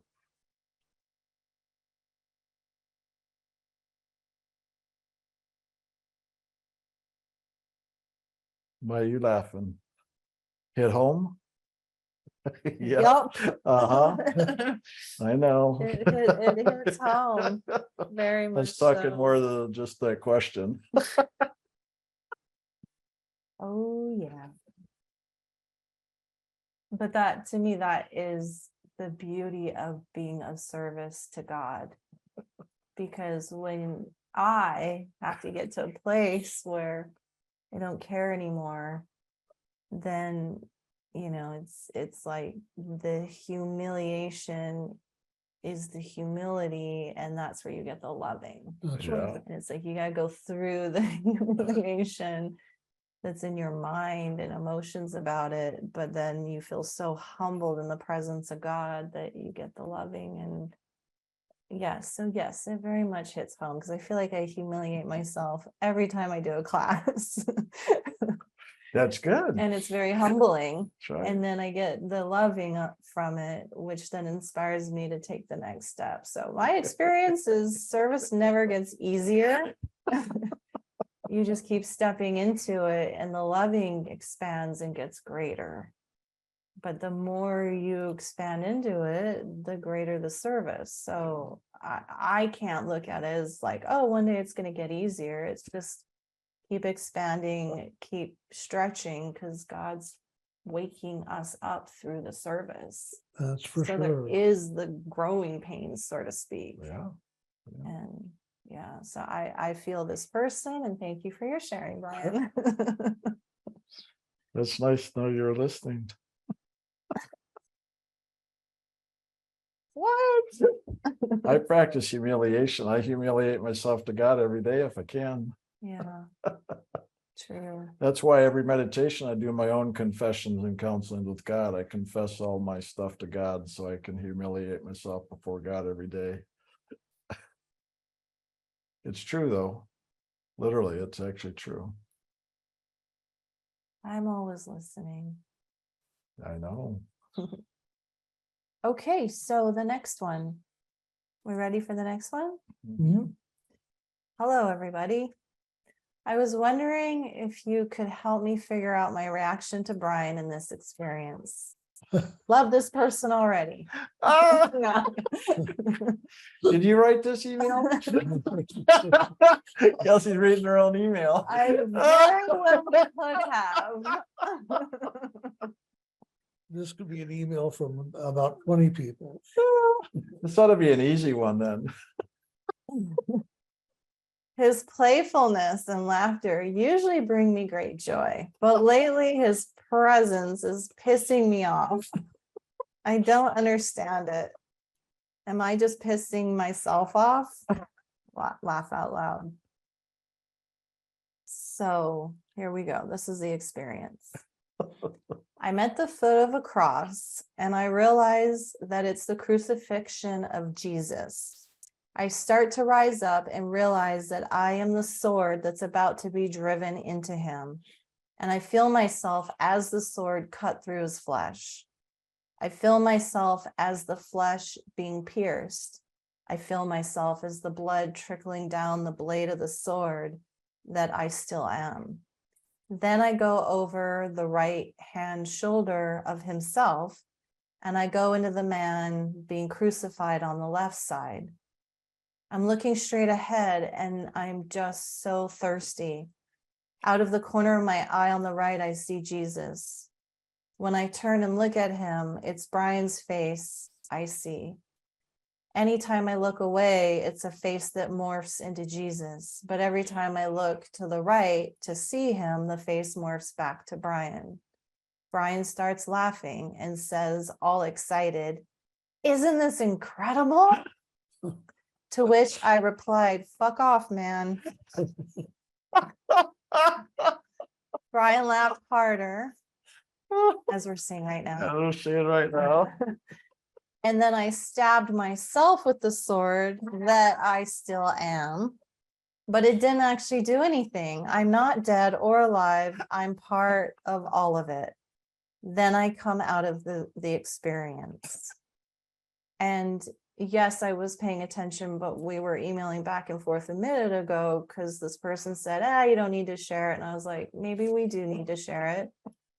And I just want to read this part because maybe it'll help in your sharing. Brian's freedom and laughter. That's what's hitting a nerve in me. I was always punished for laughing as a child. I'm just in awe and envy of Brian's freedom and laughter. It shows me this week's laugh going homework. So I just wanted to add that to the experience. Cool. And so she says, thank you so much, your loving initiate. Well, if I share, it might be prejudiced or a conflict of interest, so we'll have Jim start. Conflict of interest. Yes, that was an incredible experience, though. I will share, but I do want Jim to go first. Well, the one thing that I find with his laughter is it's on point all the time. It really is present to help cut through the energy that maybe is stagnant, that maybe is stuck, that maybe is holding back, that maybe is fearful. And at first when we got together, I was irritated by his laughter sometimes too. It seemed inappropriate, wrong timing. Definitely. What's wrong with you? Definitely. But as I've gone along, I've found it actually is a very blessed energy coming in to lift things, to bring a different spirit present in the moment so that things can be seen from a different perspective. And so it'll, if you can begin to just allow yourself to relax into it and see what's behind the laughter, what's in the laughter, where's the laughter moving things, and in what way is it moving things inside of yourself or in your environment. It'll show you where you need to be working and doing some things differently so that you can take care of yourself in a better way, or take care of the situation in a better way.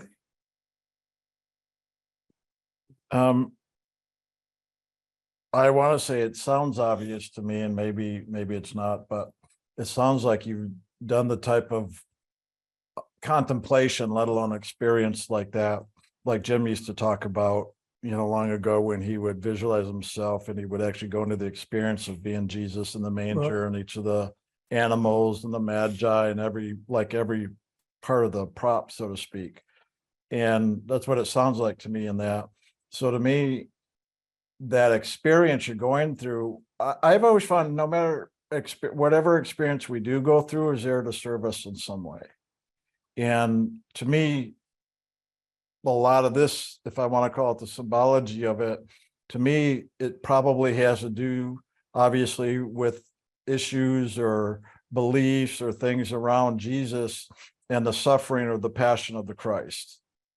And so to me, a lot of people make it very dramatic and traumatic and often build it up or make it more than maybe it needs to be. And when we do that, we tend to create false belief systems. And then we tend to also put a lot of unnecessary emotional energy on it, let alone, the belief systems and things that can keep building on top of that if we keep feeding that. So to me, going in there and doing all the perspectives like you shared was about fulfilling whatever that is that you've had or built up inside of you, dealing with that. And as we've shared over the years, that the Holy Spirit will use myself and Jim as a radiant form, as a spiritual teacher, to assist each of the disciples in getting liberated. So to me, that is saying then, whatever belief systems or ideals or whatever you've had in yourself around Jesus, around the Christ, around liberation, all of that, and even your own process of maybe what you thought you were supposed to go through as far as being crucified or the suffering like Jesus did, or at least people have portrayed him to have gone through. to feel like you're worthy, or to feel like something's happening and you're getting out of it. And to me, with Spirit using my face and reflecting to that quality of the laughter, and even the comment, isn't this incredible? Because that's literally this type of stuff I would say. So to me, that also says it's accurate, that what you saw, that aspect of me, that quality that is just inherent within me, one is joy and laughter. That's just one of the qualities of God that, believe me, I've actually tried to stifle in the past because people have gotten upset, because they find it inappropriate. I've tried to literally stop it, and every time I do, it doesn't work. It just makes me miserable, and I can't. And then I finally just accepted that's part of who I am, and maybe literally that's part of the characteristics of God within me that God wants to bring forward. And then I realized the value. Just like you heard me share the story, the laughter was a sign of the freedom, and it helped the person actually break free and let go of all the trauma they were going through. And obviously the experience you shared is a very traumatic experience. And what is one of the greatest fears that entraps the soul here? Is the fear of death. And it's not just the fear of death, but usually people say, I'm not afraid of dying, I'm just afraid of the process, especially if it's going to be violent or painful, right? I'm more afraid of the process of dying rather than dying. Well, obviously, in this case, you went through all those different parts. And so to me, coming in and saying, isn't this incredible, is also acknowledging that there's a level of fulfillment by experiencing all these aspects.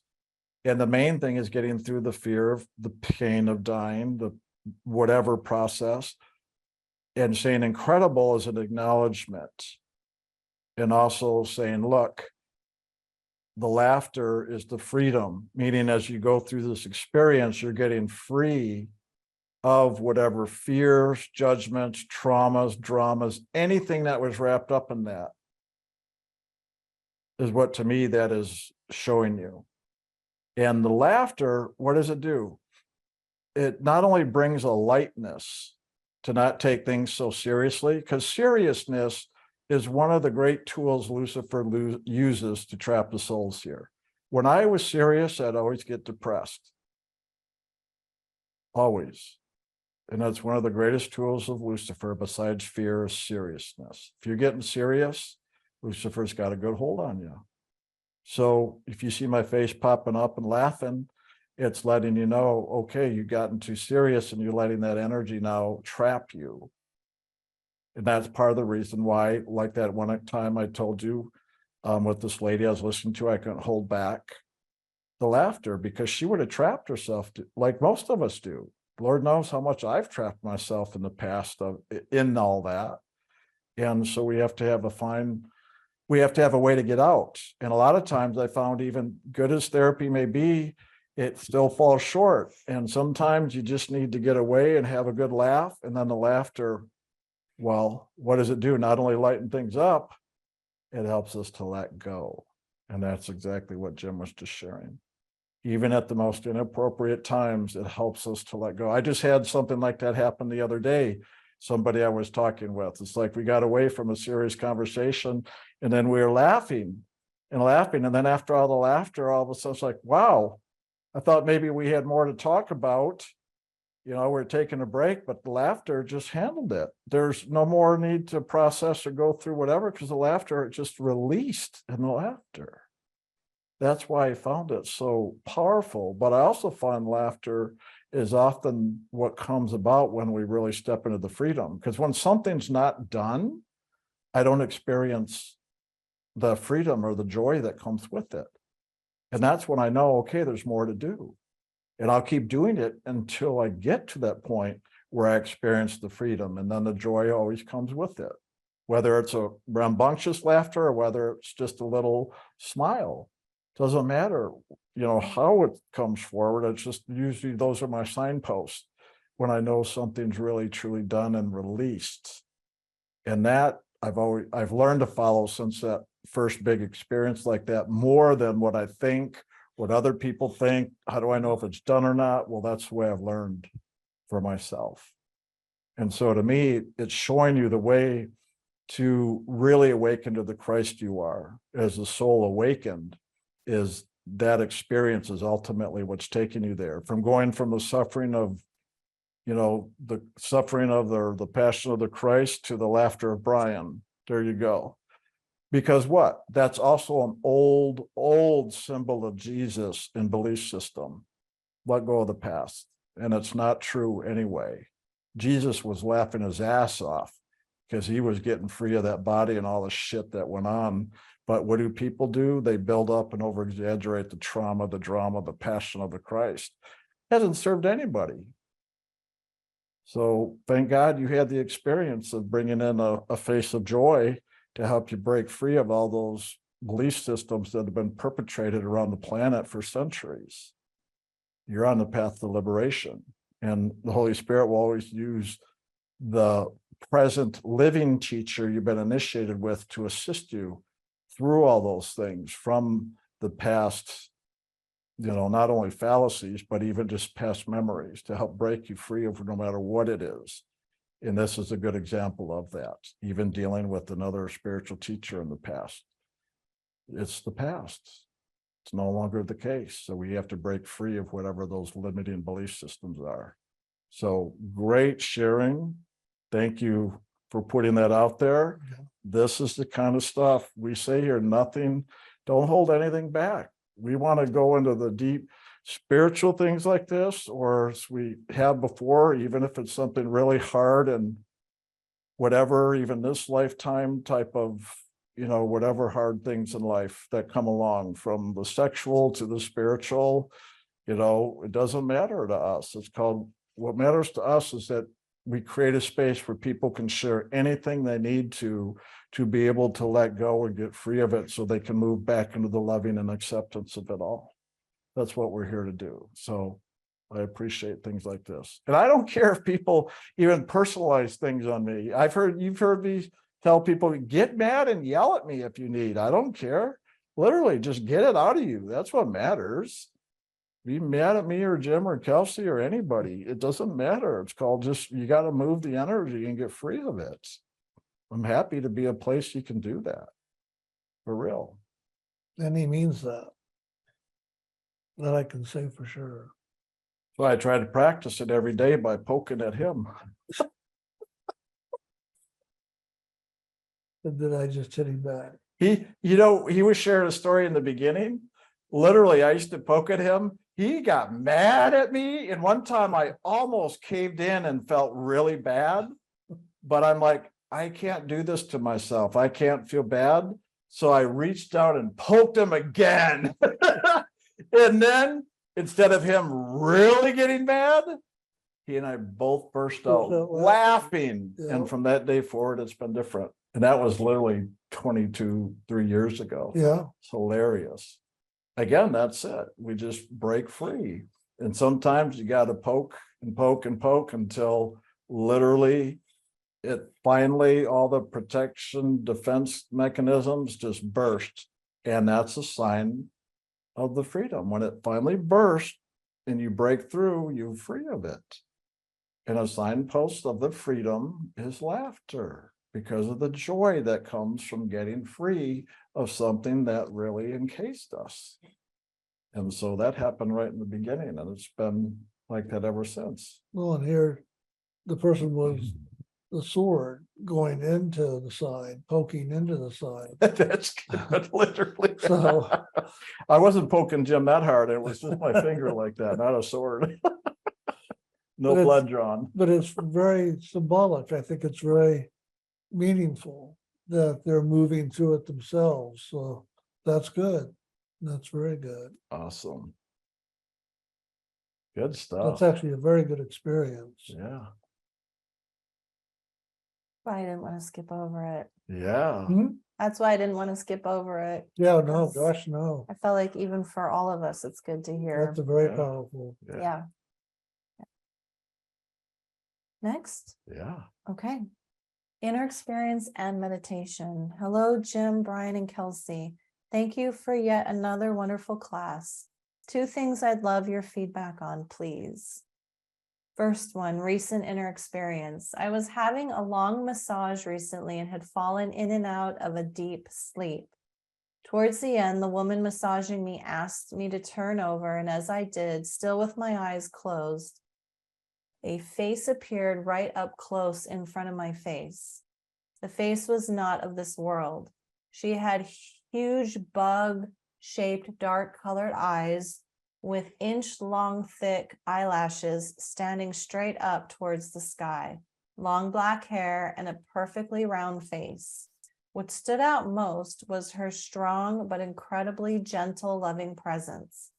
As the massage ended 5 minutes later, I found myself saying to the massage woman, "I just met me." I have no idea why I felt she was me from another life, because she looked more like an otherworldly being or avatar. The massage lady said back to me, "There's been a presence with you really close for the last 15 minutes or so." A few hours before, I felt like I was back in this reality. It was a few hours before I felt like I was back in this reality. The next day, I had to fly down to Melbourne, where I was helping take care of my father for 10 days. I woke up in the middle of the night from the deepest sleep I have had in years, and as I woke, I heard myself saying, "Trig ma be tell." The same being had come to me in my dream and told me her name. I felt the deepest loving support, like I knew her so deeply. It's been a few weeks now, and she's still very much with me and so comforting. It almost feels like I have met a new friend. Is it? And then today's meditation. You want me to keep Is going? it along the same vein or a different one?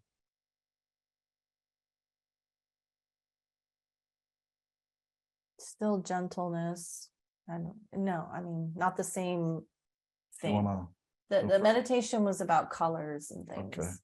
You wanna go first? If anything, I think it's about an inner quality within yourself that you're becoming aware and awake to, that is coming present for you now, and letting you see a deeper part, a greater part of you that maybe you did not know was there, maybe has ignored in the past.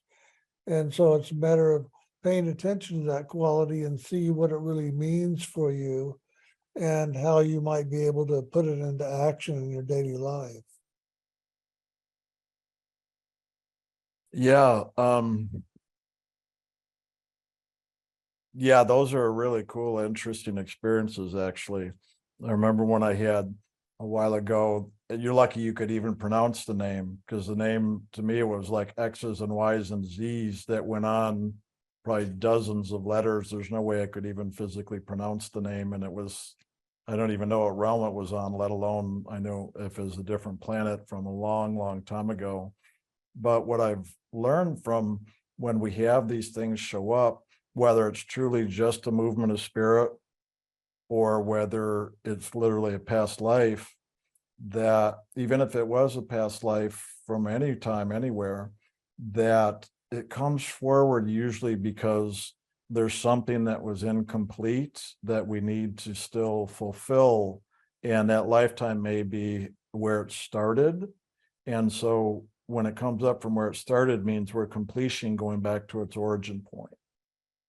And that's where when past lives do show up, or if it's not a past life, but literally just a form that somehow your consciousness relates to bring forward, like Jim was just sharing, the quality of whatever that is you're to start to embody or to live, to experience more, so that you do fulfill that.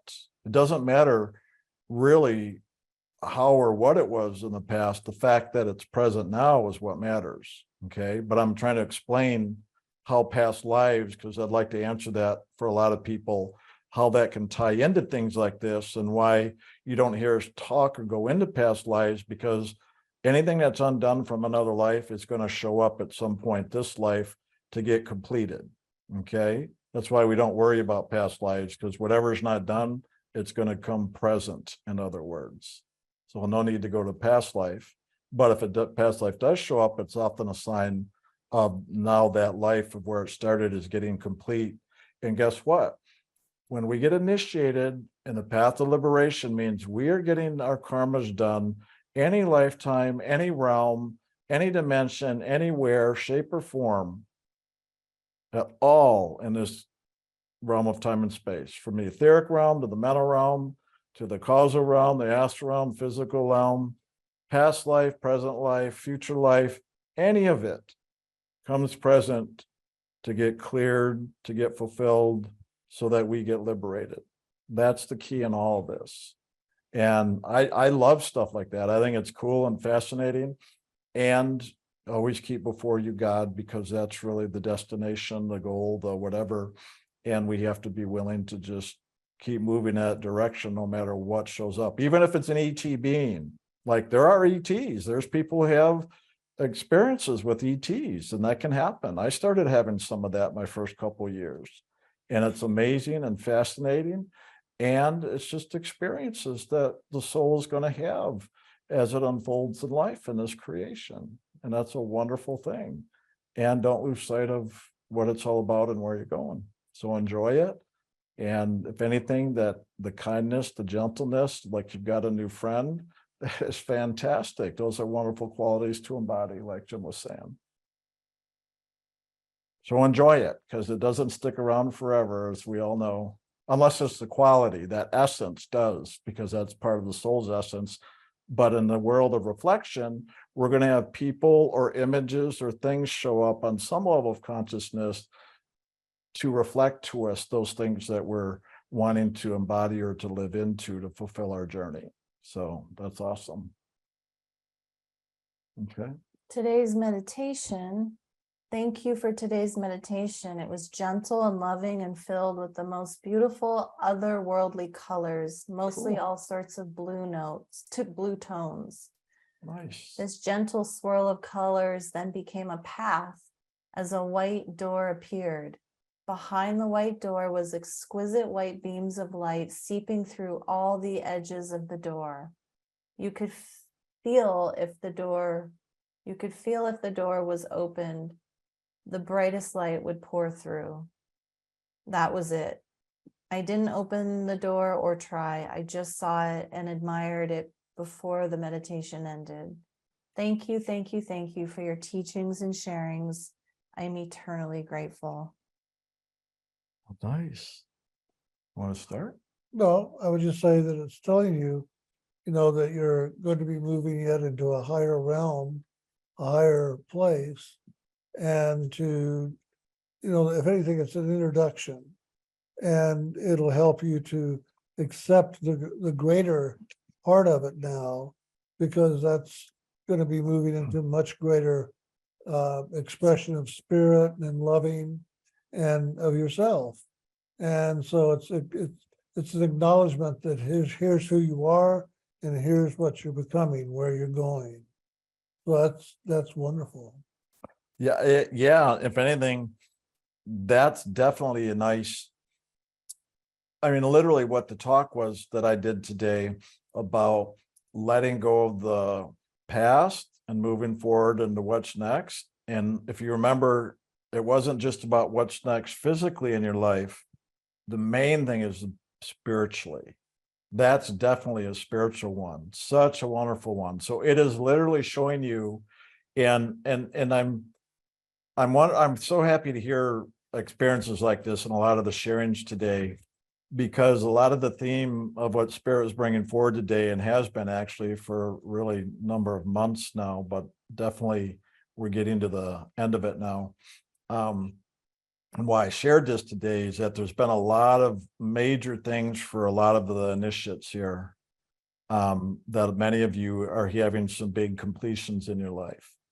And so with those big completions, our job is to help acknowledge, help support and comfort the changes happening, but also to support you to be able to let that go, so that it just helps to bridge the movement forward into what's next, whether that's a lot of physical change or if it's just a lot of internal change. And ultimately, regardless of any outer physical changes, the main thing is the inner. And that's wonderful you had that conscious awareness, because when we move through some major karma, and our outer life can change, well, that's because something inside of us has really changed. So when you have an experience like what you just described, that is literally showing you spiritually that you've really completed something, especially if you're going into a new realm, because there's many levels within each realm. But when you're going into a new realm, that's a major change. So that is saying to me that now you're being shown the door now to the next realm. So that means that really you've made some major completions on all those other levels within the realm you were at. And so that's a wonderful freedom. And now you're being shown the door to go into the next realm now to continue your journey. And so in that inner freedom, you'll probably see changes in freedom even outwardly, even in the physical level. But again, the physical doesn't matter. It's just kind of a reflective tool that helps us to move through our karmas that are all inside of ourselves.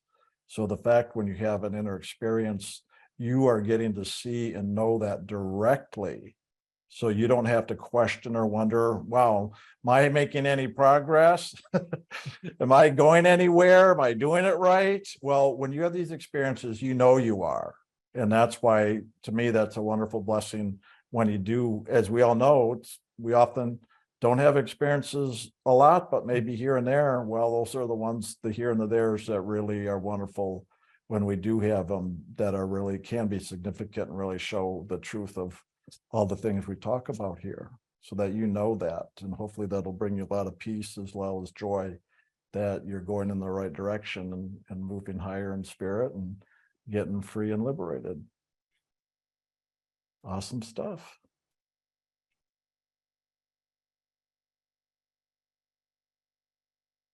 First and foremost, much loving to all of you for your relentless service.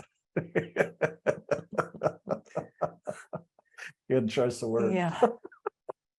Dream one. How long is the list? There's two and they're pretty short. I saw a lady with multiple amethysts around her neck and wrist. The bracelet broke and all the stones fell to the floor. I gathered them up and said, as I gave them all to her, these belong to you. Then saw a man who painted houses. I said to him, I only want the brightest colors on my house, no dull ones.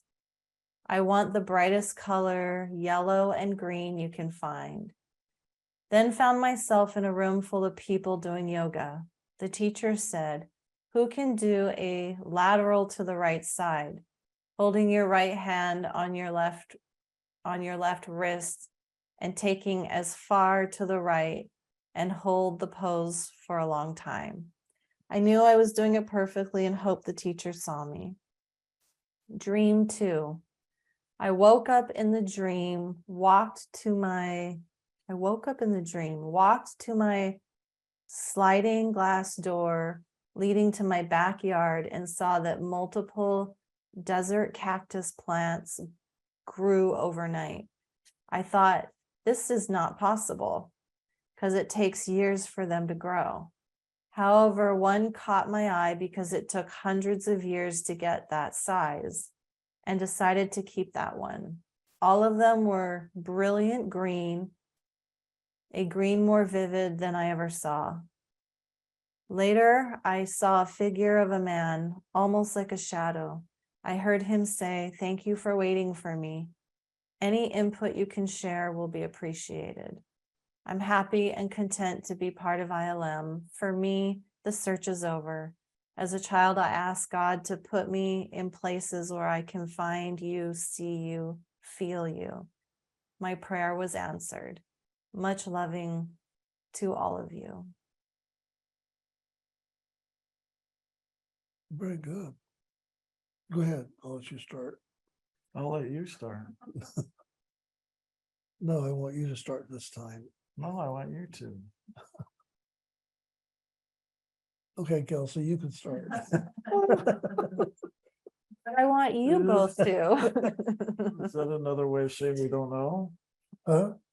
I need to hear the Right. beginning of the first again. I know, there's a lot in there.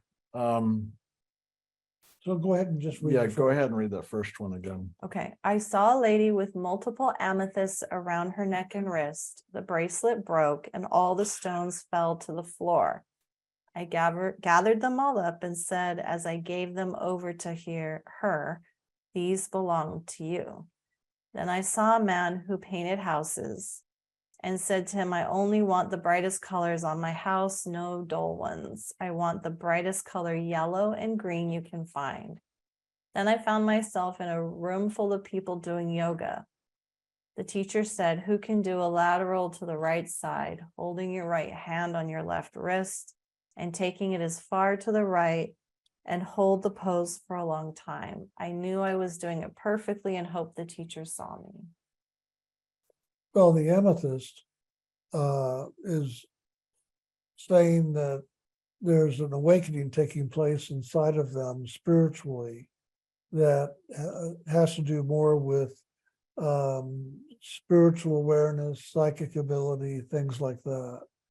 And the fact that the stones on the wrist fell to the floor, to me means that they're letting go of a lot of the things that they've been holding on to, maybe beliefs about it all that really aren't true.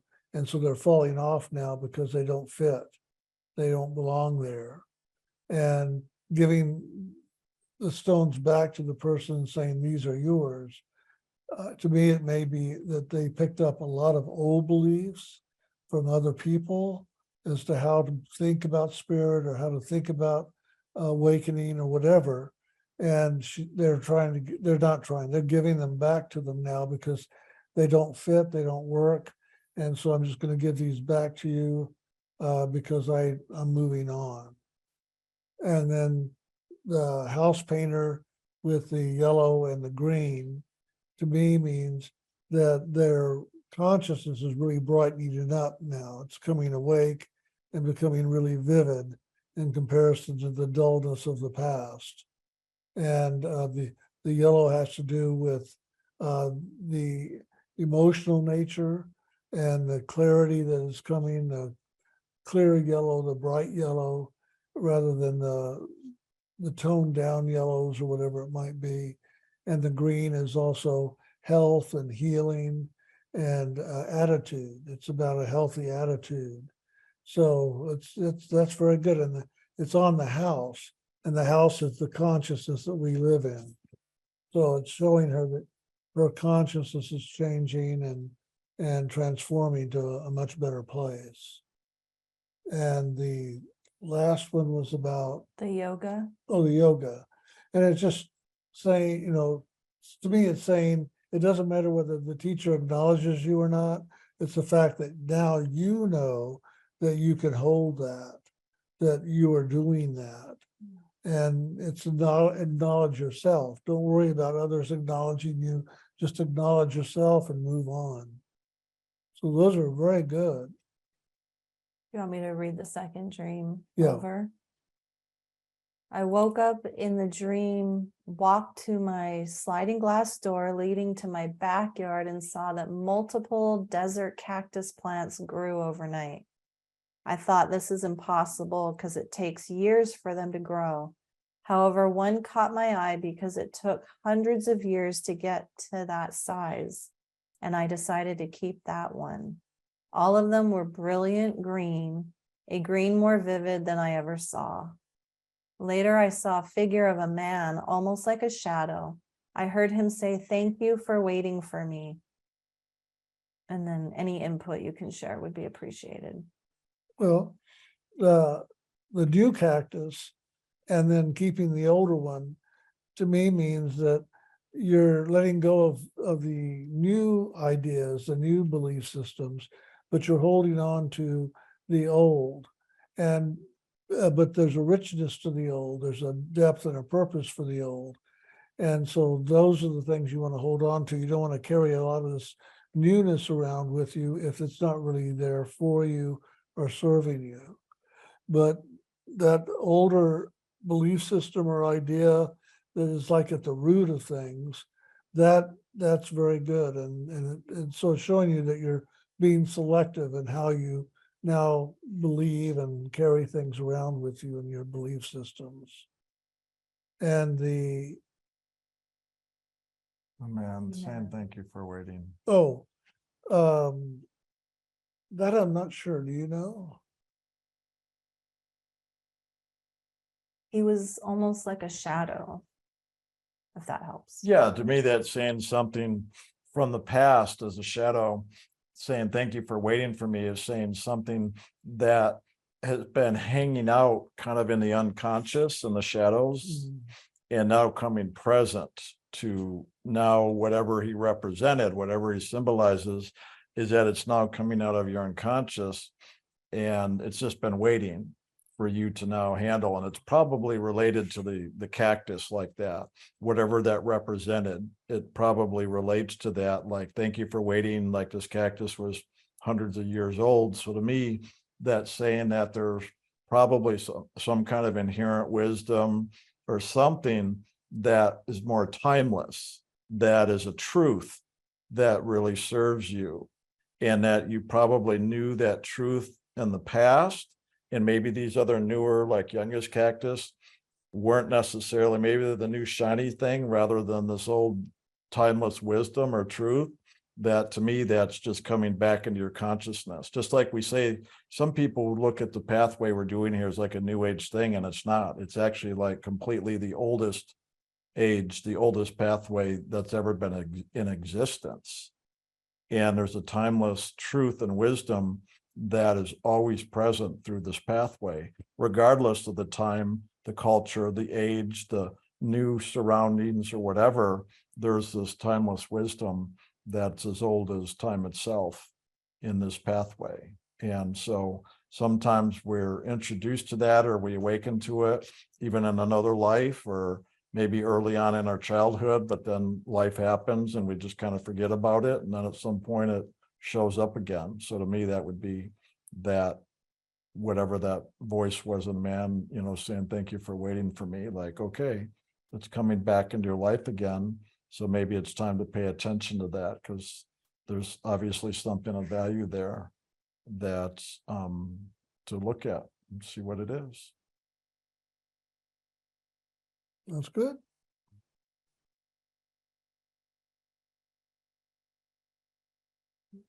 So the last one's really. Okay. Okay, it's time. Dearest Jim, Brian, and Kelsey, the two talks today were so life on. I had become one of those people that was tired of learning as I've gotten older. I've been doing this for over 30 years. I should be done. Started avoiding taking full responsibility for myself, my actions, thoughts, feelings, and reactions. My outer life went to shit. Worst depth of despair ever. Part of it was biochemical, but there's no antidepressant that gets you back into the enthusiasm and loving of God. But it definitely helps to balance the physical brain. I had to do the work of accepting responsibility, redevoted myself to God, myself, and to learning and growing. That depression was one of the greatest gifts in my life, because I totally understand how I separate and how I can reconnect and stay connected to God. To God's loving enthusiasm, gratitude, joy, laughter. More for me to share in my next lifetime, this lifetime that is now coming. I have spent many years doing lots of inner work, and I knew it was time to start doing service out into the world, but had fears about a whole different way of doing life that I didn't know. Fears of not being good enough, being attacked, yada, yada, yada. I had stopped taking care of my health, my relationship with my partner. I was taking on responsibilities that weren't mine, and it was taking so much energy, I didn't focus on mine. I redevoted and refocused to God and me. let so much go, and made physical changes. Transformational healing happens so rapidly. I was guided to go to Insight 3 for completion because I had committed to doing it over 20 years ago. And when stuff happened with JR, I let it all go and forgot. I went to Insight 3 about 2 weeks ago. It feels like lifetimes ago already. I had such fears of going back into MSIA energy. I was hoping that Kelsey would be there since I heard her mention going to another previously. I got there, and not only was Kelsey there, but so was others. Should I name them? No. No, Yeah. it's fine. Yeah, but there were others. Such a huge group of my spiritual family. At breaks, I had people ask me about my experience with JR, and I shared my truth without any real energy on it because I've worked it so much. Actually, with gratitude, because he taught me to trust the inner, not the outer. Everyone was so accepting and loving of me. It's funny, it's almost like that break and what went down didn't. It's funny, it's almost like that break and what went down didn't. My experience didn't matter. It's the past. I really saw how each of us got the lesson we were supposed to out of it. The people that stayed with MSIA and those of us that left. For whatever reason, I kept working. Why do I find it so hard to share openly and honestly with my partner who's a male, but I can do it with everyone else, even other male friends? I got to other layers of hating men, which I thought I had completed. Laugh out loud. I worked it over many processes. I began going through physical flashbacks from the abuse. I regained another inner child that separated, disassociated, and blamed herself. I picked her up, loving her, and she was inhaled into my mouth. The woman doing the process shared with me later that JR came so present to be there and support. One morning I woke up and I was having my time with God, and I felt myself as a little child. I felt my legs being pulled apart and was holding them so hard, but I couldn't hold them together. They were pulled apart and there was pain, and then I felt the pleasure at the same time. I felt her feelings of she should have been able to keep her legs closed. It was her fault. If she had done something different, it wouldn't have happened. That she was wrong. It was when I stopped trusting myself and God. I felt that child's feelings so deeply.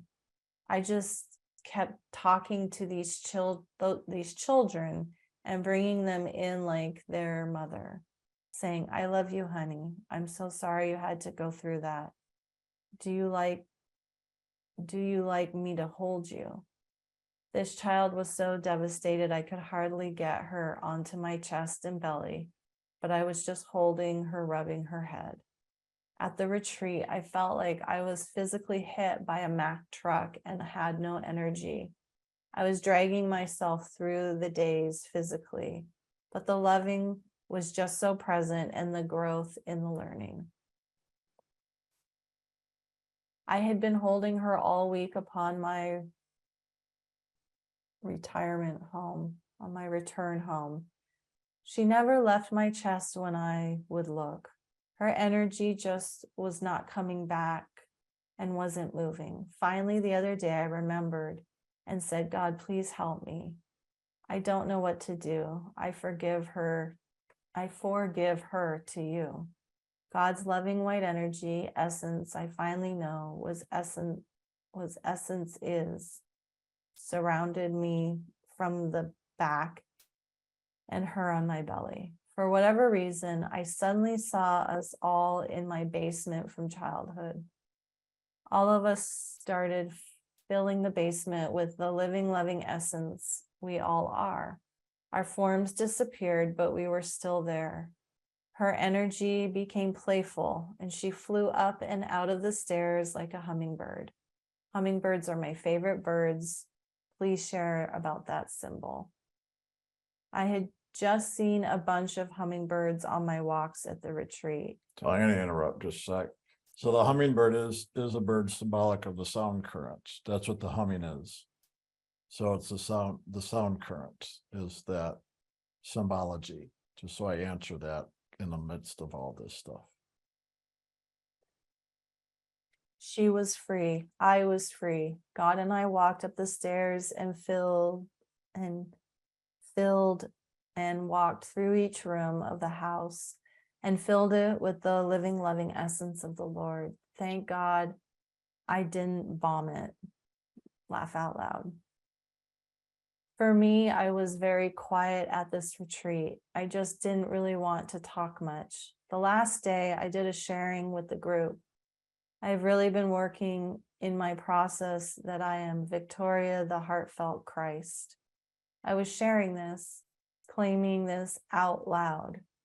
I said some other things about inner teachers, etc. The facilitator asked how many people were triggered by what I was sharing about the Christ. Lots. Talked about how I had a grounded part to me, but I was also very out there, not grounded, and people wouldn't understand. I needed to read my audience. I took in what he said, but not really triggered by it. As the rest of the retreat went on during activities and at the last meal, several people came up and spoke to me. One was a widow of a Jewish rabbi, and she said that she totally got what I was talking about and didn't take an againstness. This was my ministry. Other people said they totally got everything I said, and it so moved them. One said he was reading somewhere that we all really are Christ, not just Jesus.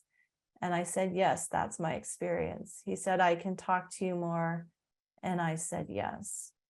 One other person shared that they were sharing gratitude with the facilitators and talking about how wonderful it was that they were true to themselves and their energy.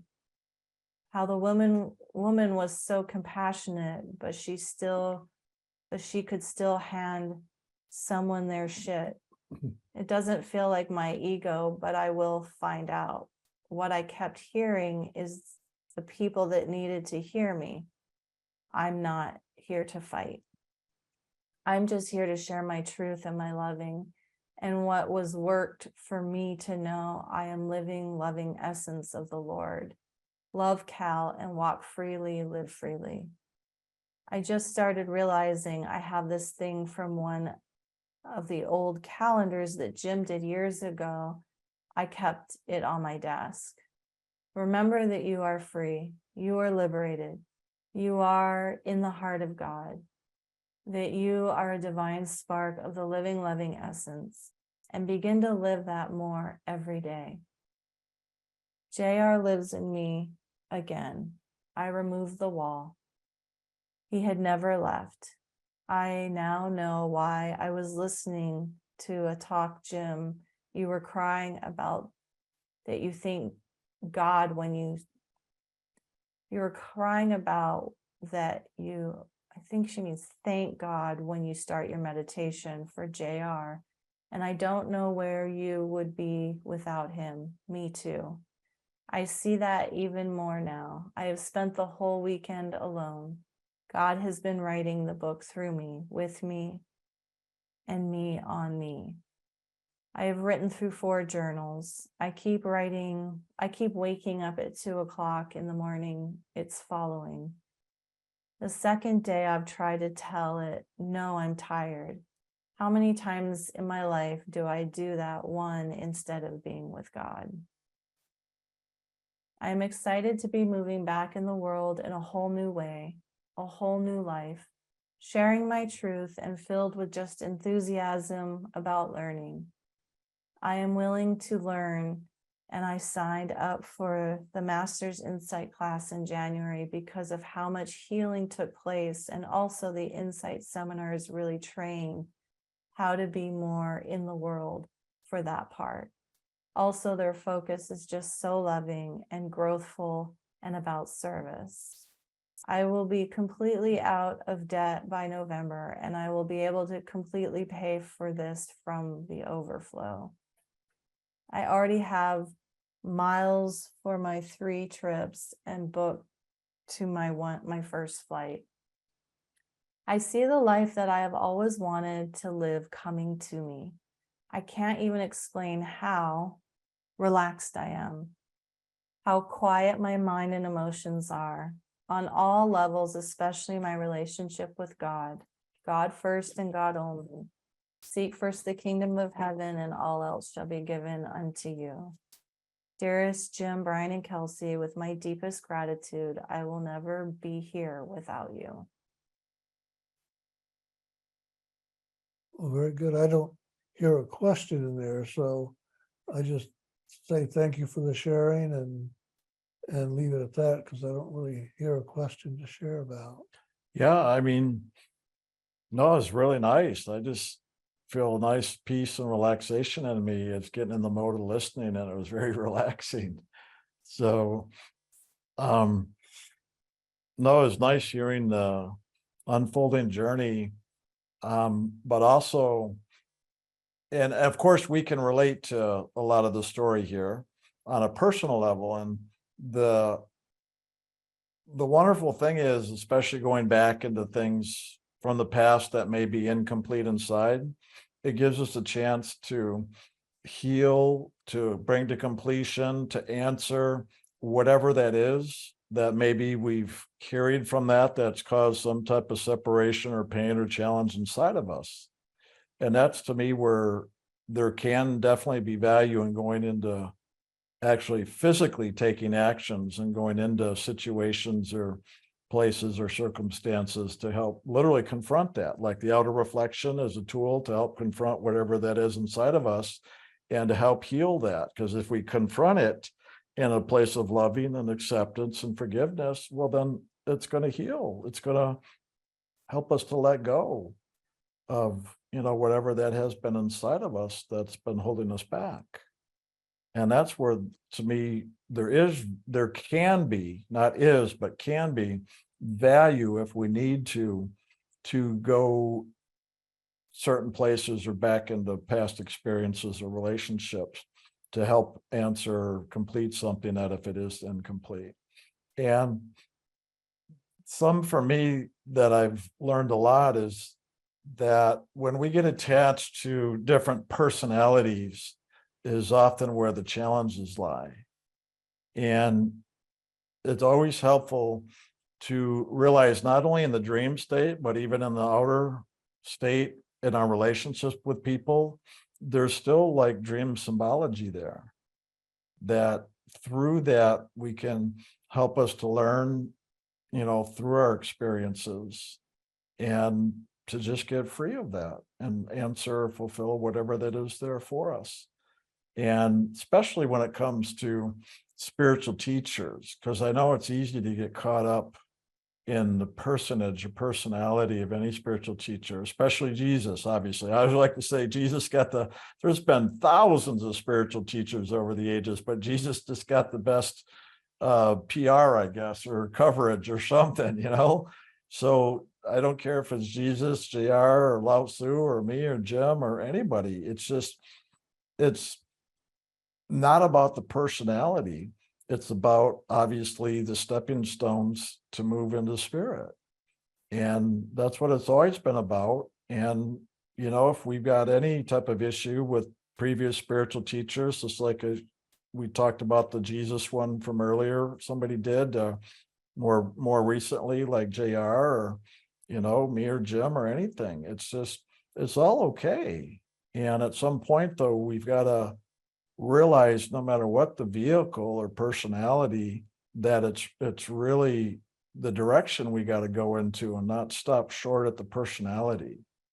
And that's the main thing I've learned. I've always learned to just follow spirit and not let any personality stop me. And that's the key for all of us. And that's not only the personality of even the spiritual teacher themselves and the body and the world, but any of our relationships we have, is to let all those serve their purpose while they're there in our lives. And then when that changes, to just let whatever is present in our lives serve us now. And if there's anything we held on to from the past, let it come forward as wisdom and loving and acceptance and the gratitude for the lessons learned. And if there's something there that's incomplete, then just like a lot of the conversation today, is to do whatever it is we need to do. Do as much as you can inwardly, but if it doesn't get answered, then see what you can literally do physically to assist yourself with that inner process of getting that completed. And that's a lot of what I hear in here, especially right at the end when you said that you're really looking forward to the new and what's unfolding in your life now. So to me, that says there's a lot of value in what you did and are doing, so that it sets you free from the past. I mean, that's literally been the theme of our talks today, to set yourself free from the past so you can really move forward now and not drag it around anymore, to really move forward in a new way, and to really step forward and to really bring yourself into a greater level of freedom and fulfillment. And obviously that's, the goal here anyway, regardless of what our outer circumstances look like. But hopefully we can at least find a way to start enjoying or loving and accepting our outer circumstances more, as it's here to serve us, to really learn and to grow and get liberated on the inner, obviously. So thank you for sharing. And I know we definitely have gone a bit over time, but that often happens. That's why we say approximate ending time, right? So thank you for everybody sharing. I love the Q&A here like this, because just, however it comes forward, there's just wonderful, wonderful things that show up in doing this. Your sharings, our sharings, all of it together, even our little discussions we had here today, like a roundtable thing. I love that. I mean, it's just wonderful. I've been enjoying so much the Q&As, even more so the last several classes. It's just, I don't know, it's been like a real richness and more life that's been brought into it or something. Yeah. So I've thoroughly enjoyed it. And as you know, it's only possible because you guys actually write in and are willing to share and ask and all that. So thank you for doing that for all of our benefit. And it always seems to work out quite well. And I'm so happy we're literally able to have the time to even pretty much handle just about pretty much everybody who writes in we handle. So that's nice. Yep, that's wonderful. Anything else you have to say before? I guess it's not officially summer break yet. We've obviously got a few more Oh, yeah. classes coming up, but I guess as far as our regular monthly, I guess the J&B show, Oh, it's all perfect. It's all you perfect. might have to join me for the confessions class. Sure, that'll be fine too. Anything else you want to say to wrap it up? No, just thank you all very much for being here and participating, and for all the sharings and the questions. It makes it very rich and meaningful and very powerful. So thank you. Hmm, And I get the loving in all of it. awesome.